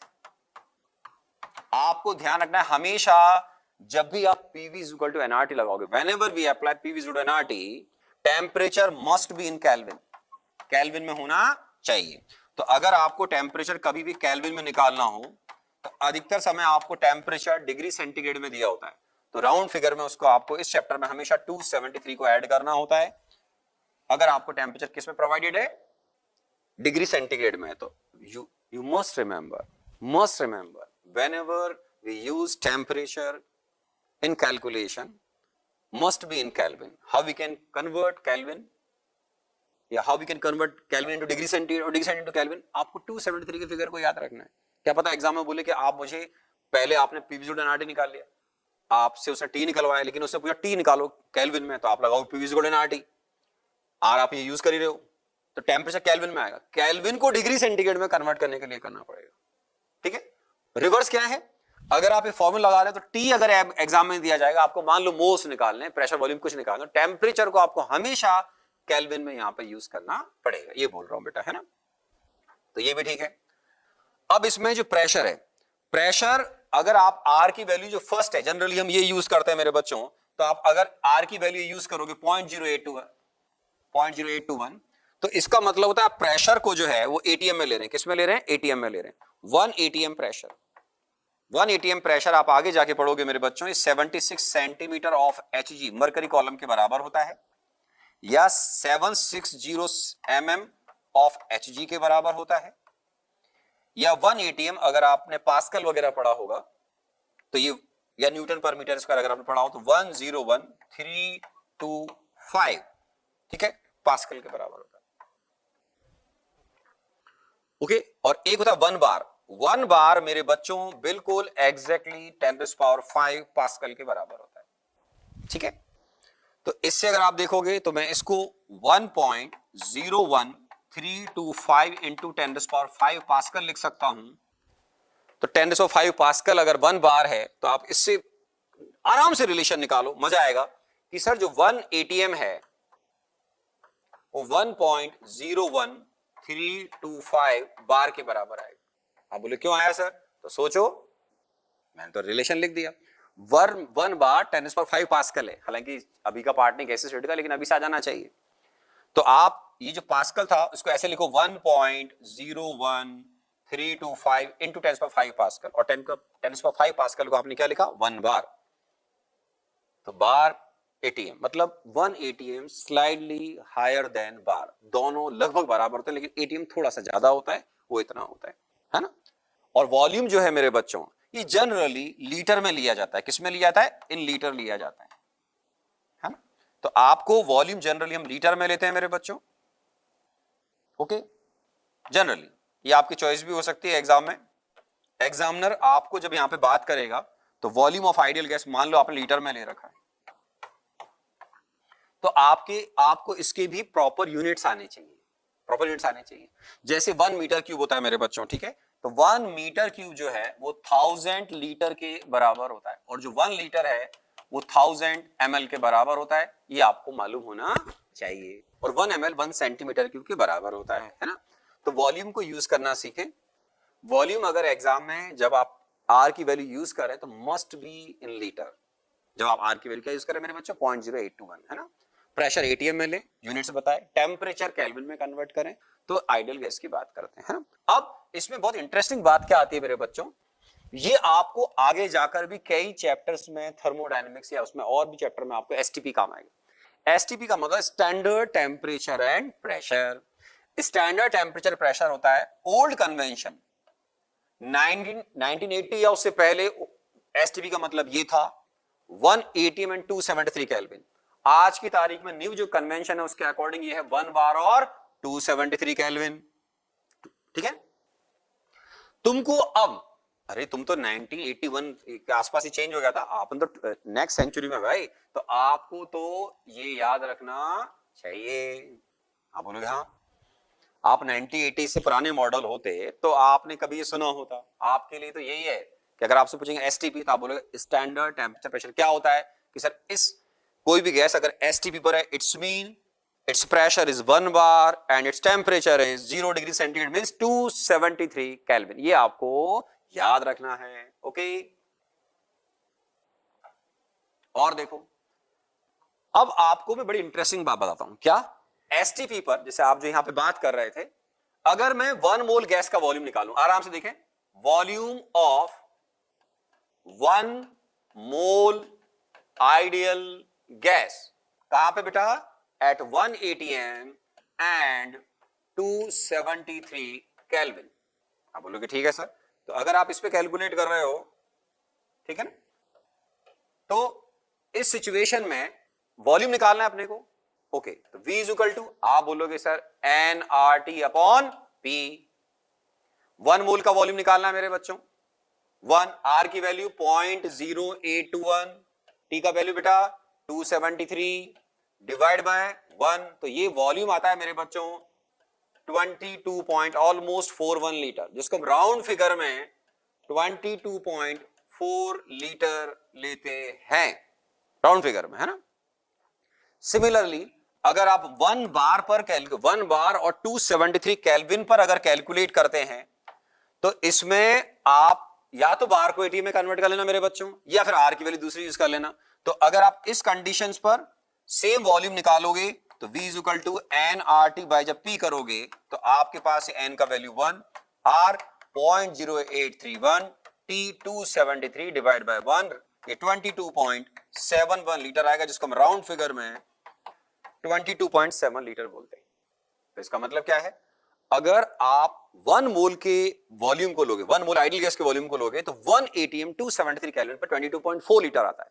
अब बड़ी सिंपल सी बात है कि अगर आप 1 एटीएम और 273 केल्विन पर अगर 22.4 लीटर से कम गैस का वॉल्यूम लोगे, तो अनडाउटेबली आपका उसका 1 मोल से कम होगा। और आपने मान लो किसी आइडियल गैस का वॉल्यूम 100 लीटर ले रखा, मान लो 1 एटीएम और 273 केल्विन पर, तो वो 22.4 से काफी ज्यादा है, तो it's mean we have more than 1 mole of ideal gas. और अगर मैं बोलूंगा आप बेटा मोल्स निकाल बताओ आइडियल गैस के, तो आप बोलोगे 1 मोल का वॉल्यूम 22.4 है। आपने आइडियल गैस दी मुझे 100 लीटर 1 एटीएम 273 पर, तो कॉमन सेंस लगाओ, how we can calculate number of moles, लगाओ कॉमन सेंस। तो आप बोलोगे सर 100 लीटर दिया हुआ है, 1 मोल का वॉल्यूम आपने अभी बताया, तो आप बोलोगे number of moles of ideal gas eight 1 ATM and 273 kelvin. आप कैसे निकालोगे? 100 लीटर डिवाइड बाय 22.4। और यही मान लो प्रॉब्लम में थोड़ा चेंज कर दूं कि आपके पास केवल 2 लीटर आइडियल गैस है 1 बार और 273 केल्विन पर। आप बोलोगे 1 बार 273 केल्विन, राउंड फिगर में उसका वॉल्यूम कितना है 22.7 लीटर, तुमने तो केवल 2 लीटर दिया हुआ है, मैंने आपको 2 लीटर दिया हुआ है, तो आप क्या करोगे? Number of moles of ideal gas is equal to volume of ideal gas at कौन सी कंडीशन में दे रखा होगा एग्जामिनर ने? 1 ATM and 1 bar and 273 kelvin. तो आप लिखोगे 2 लीटर जो दे रखा था वॉल्यूम, कहां पर? 1 बार और 273 केल्विन डिवाइड बाय 22.7। कंडीशंस को याद रखना, 1 एटीएम और 273 केल्विन अलग बात है, 1 बार एंड 273 केल्विन अलग बात है। तो इसके लिए हम एक बहुत सिंपल कॉन्सेप्ट बना लेंगे कि if we want to calculate number of moles of an ideal gas at 1 atm and 273 Kelvin, number of moles कैसे निकालोगे मेरे बच्चों? Given volume of ideal gas in liter, क्योंकि आप डिवाइड बाय 22.4 से डिवाइड करते हो, 22.4 क्या है? लीटर है। तो आप क्या करोगे? Volume of ideal gas in litre लिखा हुआ मेरे बच्चों, तो डिवाइड बाय 22.4 करोगे। कंडीशन कौन सी लिखी? 1 एटीएम एंड 273 केल्विन। अगर आपने कंडीशन चेंज की 1 बार और 273 केल्विन, तो फिर आप डिवाइड बाय 22.7 करोगे। क्यों? अभी बताया मैंने कि कंडीशन के अकॉर्डिंग गैस का 1 मोल गैस का वॉल्यूम आता है। ठीक है, अब आप सोचो कि मैंने अगर किसी आइडियल गैस के नंबर ऑफ मोल्स पूछ लिया आपसे, तो मैं आपको वॉल्यूम दे रहा हूं। मान लो मैंने वॉल्यूम दिया बच्चों 11.2 litre of ideal gas eight 1 ATM and 273 kelvin. Calculate number of moles, तो आप बोलो कंडीशन चेक करो सबसे पहले, आपने लिखा 1 atm and 273 kelvin, okay very nice. Volume कहते हैं 11.2, 11.2 divided by 22.4 0.5, very simple moles. और अगर आपको वॉल्यूम दे रखा होगा 1 बार और 273 केल्विन पर, तो आपको 22.7 से डिवाइड करना है मेरे बच्चों, ठीक है। तो अब हम इस पर फिर बात कर सकते हैं, क्या? Find number of moles of CO2 gas in 44.8 litre at 1 atm and 273 kelvin, very good. तो number of moles of CO2 आपके लिए बड़ा आसान हो गया, आप बोलोगे यस सर, ये हमारे लिए अब हलवा है, जो आपको पसंद हो, मान लो 44.8 डिवाइड बाय 22.4, तो हमारा आंसर आना चाहिए 2 मोल्स, वेरी सिंपल। तो आपके पास इसका मतलब CO2 गैस के 2 मोल्स हैं। हाँ, एक बात और बहुत अच्छी, तुम ये रट के गए एग्जाम में, सामने वाले एग्जामिनर ने प्रेशर चेंज कर दिया, 1 atm की जगह 2 3 4 5 atm दे दिया, तो आप बोलोगे हे भगवान अब मैं क्या करूं, मैं 2 डेटा याद करके आऊं। कॉमन सेंस याद करो, तुम बचपन में कितने इंटेलिजेंट थे। आप बोलोगे हाँ मैं इंटेलिजेंट बहुत था बचपन में, तो आप क्या करोगे, उस समय पीवी जुड़न आरटी लगाओ, काहे के लिए पढ़ा था वो, तो आप एन निकालोगे PV upon RT, P pressure of gas, जरूरी थोड़ी कि आपको आइडियल गैस का प्रेशर 180 में 1 बार ही दे रखा हो, टी हमेशा 273 केल्विन हो, ऐसा कोई जरूरी नहीं है। तो फिर उस सिचुएशन हम PV is equal to NRT लगाकर उसके मोल्स कैलकुलेट कर लेंगे। और देखो, find volume of 0.5 moles of hydrogen gas, गौर से देखना बेटा क्या लिखा हुआ है, एट कंडीशंस देखो 1 बार और 273 केल्विन पर 1 मोल का वॉल्यूम कितना होता है आइडियल गैस का, आप बोलोगे अभी पढ़ा था 22.7, तो आपने तो 1 मोल मुझे दिया ही नहीं है, आप बोलोगे हाँ सर बात तो सही है। तो आप क्या करोगे, volume of 0.5 moles of hydrogen gas, ठीक है। तो आप क्या करोगे बेटा, अब आपको याद होना चाहिए, मैंने पहले बोला था, या तो आप अगर सब कुछ भूल गए तो पीवी आरटी लगा लेना, आर की वैल्यू याद होनी चाहिए, नहीं तो आपने जो अभी पढ़ा हुआ है 1 मोल का वॉल्यूम इतना होता है, कितना 22.7, तो 0.5 बोले कितना होगा, 0.5 इंटू 22.7 लीटर, वेरी सिंपल, कितना आएगा बेटा 11.35 लीटर, वेरी सिंपल, ठीक है, ये आ जाएगा। तो आप इस तरीके से कैलकुलेट कर सकते हैं। अब मान लो आपको यहां पर एग्जामिनर ने प्रेशर और टेम्परेचर कुछ और दे रखे, तो फिर घबराना नहीं है, उस समय PV is equal to NRT लगाना, जैसा भी मैंने थोड़ी देर पहले आपको बोला था, ओके। अब देखो मेरे बच्चों, हाँ अब आप बोलोगे कुछ अलग आया, ऐसा जो आप बोल रहे थे, हाँ ये पॉसिबल है जेईई मेन में, जेईई मेन में क्वेश्चन कितना भी इजी आता है आजकल, तो जेईई मेन में डिफिकल्ट प्रॉब्लम्स भी आने लग गए हैं, वेरी गुड, मुझे बहुत अच्छा लग रहा है ऐसा, क्यों, जितना पेपर डिफिकल्ट आएगा, कोच, ऑनरेबल, गुरु, टीचर, गुरु, जो भी आपको वर्ड अच्छा लगता है उसकी इंपॉर्टेंस वहीं काम आती है, उसका एक्सपीरियंस वहीं काम आएगा, कब, जब जेईई मेन और एडवांस के पेपर डिफिकल्ट या वेरी डिफिकल्ट आएंगे, तब आपको मालूम चलेगा कि एक्चुअल में सही गुरु या कोच या टीचर की इंपॉर्टेंस क्या होती है। इजी पेपर में तो कोई खास बात नहीं होती है। अब देखो मेरे बच्चों, 2 मोल्स वॉल्यूम निकालना है, V इक्वल टू क्या हो गया, N R T upon P, आप बोलोगे यस सर, एन कितने मेरे बच्चों 2, आर कितना, प्रेशर एटीएम में है, टेम्परेचर केल्विन में, तो 0.0821 इंटू 273 डिवाइड बाय क्या लिखा मैंने बेटा 2 मोल्स, मेरी मर्जी, तो 2 से 2 मैंने कैंसिल कर दिया, ये भी सिखाया था राउंड फिगर में 22.4 लीटर आएगा, कितना आएगा 22.4 लीटर। तो डेटा एग्जामिनर केवल इजी भी कर सकता है, बच्चा कंफ्यूज हो जाएगा, कंफ्यूज नहीं होना है, फॉर्मूला लगाओ, आंसर लाओ, ठीक है। तो इस तरीके से भी हम बात कर सकते हैं। और देख लो बेटा, calculate number of molecules of oxygen, अब मैंने जो आपने पहले सीखा उसको इससे अटैच कर दिया है, थोड़ा सा ध्यान दें, है ना, टेंशन ना करें, टेंशन मेरे ऊपर छोड़ना, आप पढ़ाई करना, है ना। अब देखो क्या है इसमें, देखिए आंसर लाने की ट्राई करो, अगर आप सीखने की ट्राई कर रहे हैं बहुत अच्छा, तो आप खुद रफ में सॉल्व कर लें, वीडियो पॉज करके देखो फटाफट आपका आंसर मैच करता है कि नहीं करता मेरे साथ, और नहीं तो आराम आराम से देख लीजिए। क्या, calculate number of molecules of oxygen in 11.2 litre sample 2 atm pressure 273 kelvin. अब आपको प्रॉब्लम हो गई, क्यों, प्रेशर 1 atm नहीं, कितना है 2 atm है, तो आप सबसे पहले क्या करोगे, आप नंबर ऑफ मोल्स निकाल लो, आपको नंबर ऑफ मॉलिक्यूल्स निकालना है, इसका बहुत ध्यान रखना है अपने को, है ना। तो अपन क्या करेंगे बेटा, सबसे पहले number of moles of oxygen निकालेंगे मेरे बच्चों, ठीक है। मॉलिक्यूल्स की बात करें मतलब number of moles of O2 निकाल लो, PV is equal to nRT। तो यहां पर आप जब PV is equal to nRT लगाओगे तो आपके पास क्या हो गया, PV अपॉन RT। प्रेशर कितना है बेटा 2, वॉल्यूम कितना है 11.2 लीटर, R कितना है बेटा 0.0821, T कितना है 273। कैलकुलेशन से बचाने के लिए सिखाया था कि ये राउंड फिगर में 22.4 होता है, ये भी देखो गौर से 22.4 है, मतलब मेरे पास इसका मोल 1 आएगा मेरे प्यारे बच्चों, 1 मोल। क्या ये मेरा आंसर है मेरे बच्चों? आपका आंसर होना चाहिए नो सर, आपने नंबर ऑफ मोल्स नहीं, आपने नंबर ऑफ मॉलिक्यूल्स पूछे हैं। तो नंबर ऑफ मोल्स को नंबर ऑफ मॉलिक्यूल्स में कैसे कन्वर्ट करोगे मेरे प्यारे बच्चों?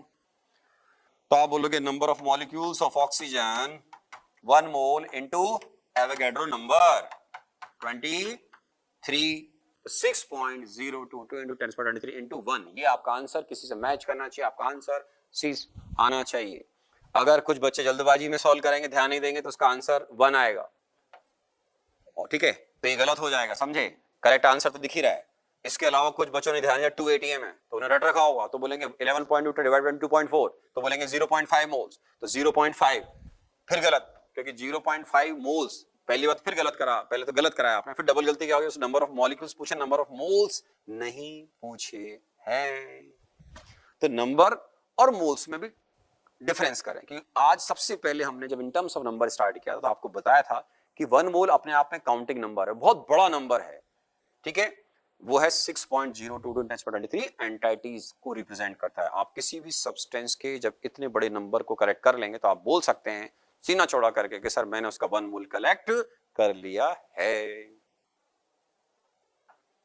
और देखो मेरे बच्चों, वेरी इंटरेस्टिंग, अच्छा क्वेश्चन है, थोड़ा सा दिमाग लगाना है। भगवान ने आपको बहुत जबरदस्त और बहुत ज्यादा दिया है, ऐसा मैं पॉजिटिव थिंकिंग रखते हुए बोल रहा हूं या आप पे कॉन्फिडेंस रखते हुए बोल रहा हूं। मेरे पे तो आप कॉन्फिडेंस रखो। 23 इयर्स में मैंने कितने हजारों बच्चों का मेंटर रहा हूं, आप आइडिया नहीं लगा सकते हैं। कितने हजारों बच्चे IITs में, NITs में, बिट्स में जा चुके हैं, अदर अच्छे इंजीनियरिंग कॉलेज में जा चुके हैं। तो you are in safe hands, okay.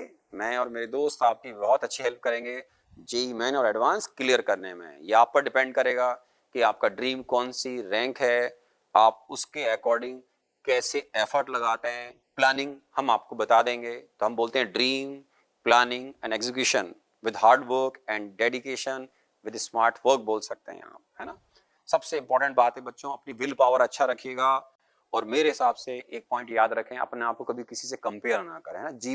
जीवन भर मेरी बात ध्यान रखना, जब हम अपने आप को किसी और से कंपैरिजन करना शुरू कर देते हैं तो ऐसा करके आप अपने आप को दुखी करने का प्रोसेस शुरू कर चुके हैं। तो अपने आप को किसी से कभी कंपेयर ना करें। मैं यूनिक हूं, आप यूनिक हैं, पूरी दुनिया में सब यूनिक हैं। गॉड ने ऐसा मानिए, बहुत पॉजिटिव थिंग, सबको यूनिक बनाया है ना। क्वेश्चन सॉल्व करें। इस क्वेश्चन में आइडियल गैस के 20 ग्राम्स दिए हुए हैं। आप बोलोगे यस सर, इसमें केवल 2 ही एलिमेंट हैं, S और O, सल्फर और ऑक्सीजन, ये भी ठीक है। इसका वॉल्यूम मेरे बच्चों 5.6 लीटर दे रखा है 1 ATM और 273 केल्विन पर। आप बोलोगे ये भी ठीक है सर। अब मैंने पूछा what is the mass of 1 mole of ideal gas, मतलब मोलर मास पूछ रहा हूं मैं आपसे। आप बोलोगे क्वेश्चन थोड़ा अलग हो गया। तो आप क्या करोगे मेरे प्यारे बच्चों, फटाफट अपनी प्रॉब्लम खुद सॉल्व कर रहे हैं, नहीं तो मेरे साथ सॉल्व करें। अगर आपने खुद ने सॉल्व कर लिया हो तो बहुत बढ़िया है मेरे बच्चों, ठीक है। ओहो, ये वापस से कुछ प्रॉब्लम आई, कोई बात नहीं, थोड़ी देर हिम्मत रखें। तो सबसे पहले क्या करोगे, 1 ATM 270 केल्विन वॉल्यूम दे रखा है, तो 5.6 डिवाइड बाय 22.4, ओरली भी सॉल्व कर सकते हैं। 5.6 डिवाइड बाय 22.4 कितने मोल्स हो गए, 0.25 मोल्स। 0.25 मोल आपका आइडियल गैस है जिसमें सल्फर और ऑक्सीजन के एटम है केवल, और किसी थर्ड एलिमेंट के नहीं है। अब इसका वॉल्यूम कितना आया, इसके मोल्स कितने आए, 0.25। 0.25 मोल का मास दे रखा है, कितना है मेरे प्यारे बच्चों, 20 ग्राम।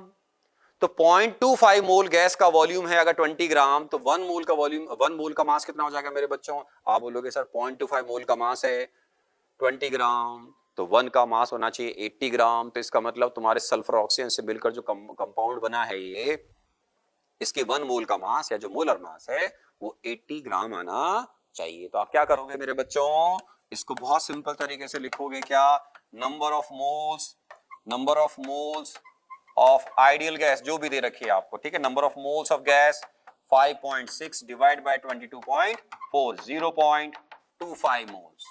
ठीक है, अब बच्चों की तरह करो, मास ऑफ 0.25 मोल गैस कितना है बेटा, इज, कितना दे रखा है बेटा, 20 ग्राम।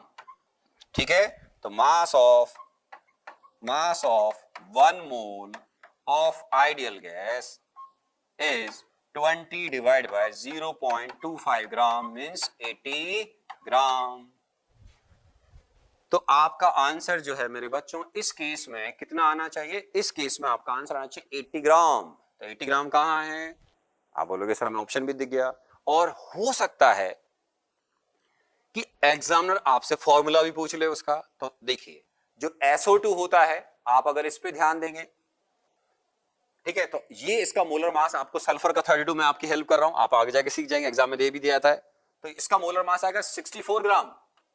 तो इसका मतलब SO2 नहीं है, SO3 सल्फर ट्राइऑक्साइड। अगर इसको देखोगे मेरे बच्चों तो ये 16 प्लस 16, सॉरी ऐसे बोले 16 इंटू 8 ऑक्सीजन हो गया प्लस 32, तो ये आपके पास 80 आएगा।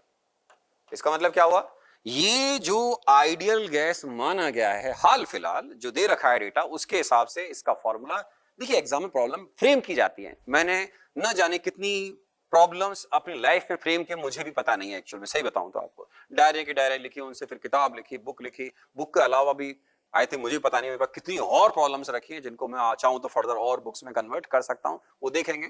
तो हम बहुत सारी प्रॉब्लम का कलेक्शन जो है वो आने वाले समय में भी देखेंगे इन फॉर्म ऑफ शीट या डीपीपी, और या मैं आपको बुक के अंदर भी, मैं अपनी एन अवस्थी की जो बुक आती है, जो आप आराम से क्या करें, मेरी बातों को अगर आप मान लीजिए बहुत सीरियसली नहीं ले रहे हैं, तो आप पिछले 15-20 साल के जी के टॉपर्स की जो स्टेटमेंट बुक्स में या चैनल वगैरह पर जहां भी आप देखते हैं जरूर पढ़िएगा। तो उसमें फिजिकल केमिस्ट्री की एक बुक आपको उनमें बच्चों में 99% मैं कॉन्फिडेंट हूं, है ना, उसमें लिखा हुआ एन अवस्थी, है ना, वो व्यक्ति मैं ही हूं, ये ईश्वर का आशीर्वाद है या बच्चों का प्यार है। ठीक है, तो मेरे बच्चों ये मोल कॉन्सेप्ट को आपने 3 तरीके से स्टडी किया, इन terms of number, in terms of mass, in terms of volume. मैंने एज्यूम किया है कि आपको मोल पहले से नहीं आता था, आप 10 से 11 मूविंग स्टूडेंट हैं, या आपका बेसिक्स बहुत गड़बड़ करते थे आप, कभी एटम एटॉमिक मास, कभी मॉलिक्यूलर मास, कभी ग्राम एटॉमिक मास या मोलर मास, कंफ्यूज हो रहे हैं ग्राम एटम ग्राम मॉलिक्यूल वगैरह में। तो इसके लिए मैंने आपको सिस्टमैटिक एक बेसिक लेवल पर इंफॉर्मेशन दी है कि हमने एक तरीके से बेसिक्स ऑफ मोल कॉन्सेप्ट को शानदार तरीके से कवर कर लिया है। ओके, तो अब मैं उम्मीद करता हूं क्लासेस में मिलेंगे तो हम इस मोल कॉन्सेप्ट चैप्टर को डिटेल में पढ़ेंगे, जिसमें इसकी एप्लीकेशंस वगैरह बहुत अच्छी आएंगी, कैलकुलेशंस वगैरह, बहुत बड़ा चैप्टर है बच्चों। मैंने क्या बोला, ड्यूरेशन इसका कम से कम 1.5 महीने रहेगा, जो बच्चे 11th क्लास में पढ़ेंगे मेरे साथ में। ठीक है, तो मैं आपको बहुत बहुत शुभकामनाएं देता हूं, my best wishes for your future. आप चाहे कोर्स ज्वाइन करें ना करें, हिंदुस्तान का नाम रोशन करें, पेरेंट्स का अपना नाम रोशन करें, अपने समाज के अंदर या अपने स्टेट या डिस्ट्रिक्ट के अंदर, सब जगह कोशिश करें कि आपका नाम फैले। जैसे शहर के अंदर काफी लोग मुझे जानते हैं एज एजुकेटर, काफी लोग मुझे एज ए स्पोर्ट पर्सन जानते हैं, काफी पर्सन मुझे एज ए वाइब्रेंट डायरेक्टर जानते हैं। तो ये अलग अलग आपकी एबिलिटीज हो सकती हैं, आपको भी मेरी तरह एक ऑलराउंडर बनने की कोशिश करनी चाहिए। My best wishes, your bright future. Thank you very much, thank you.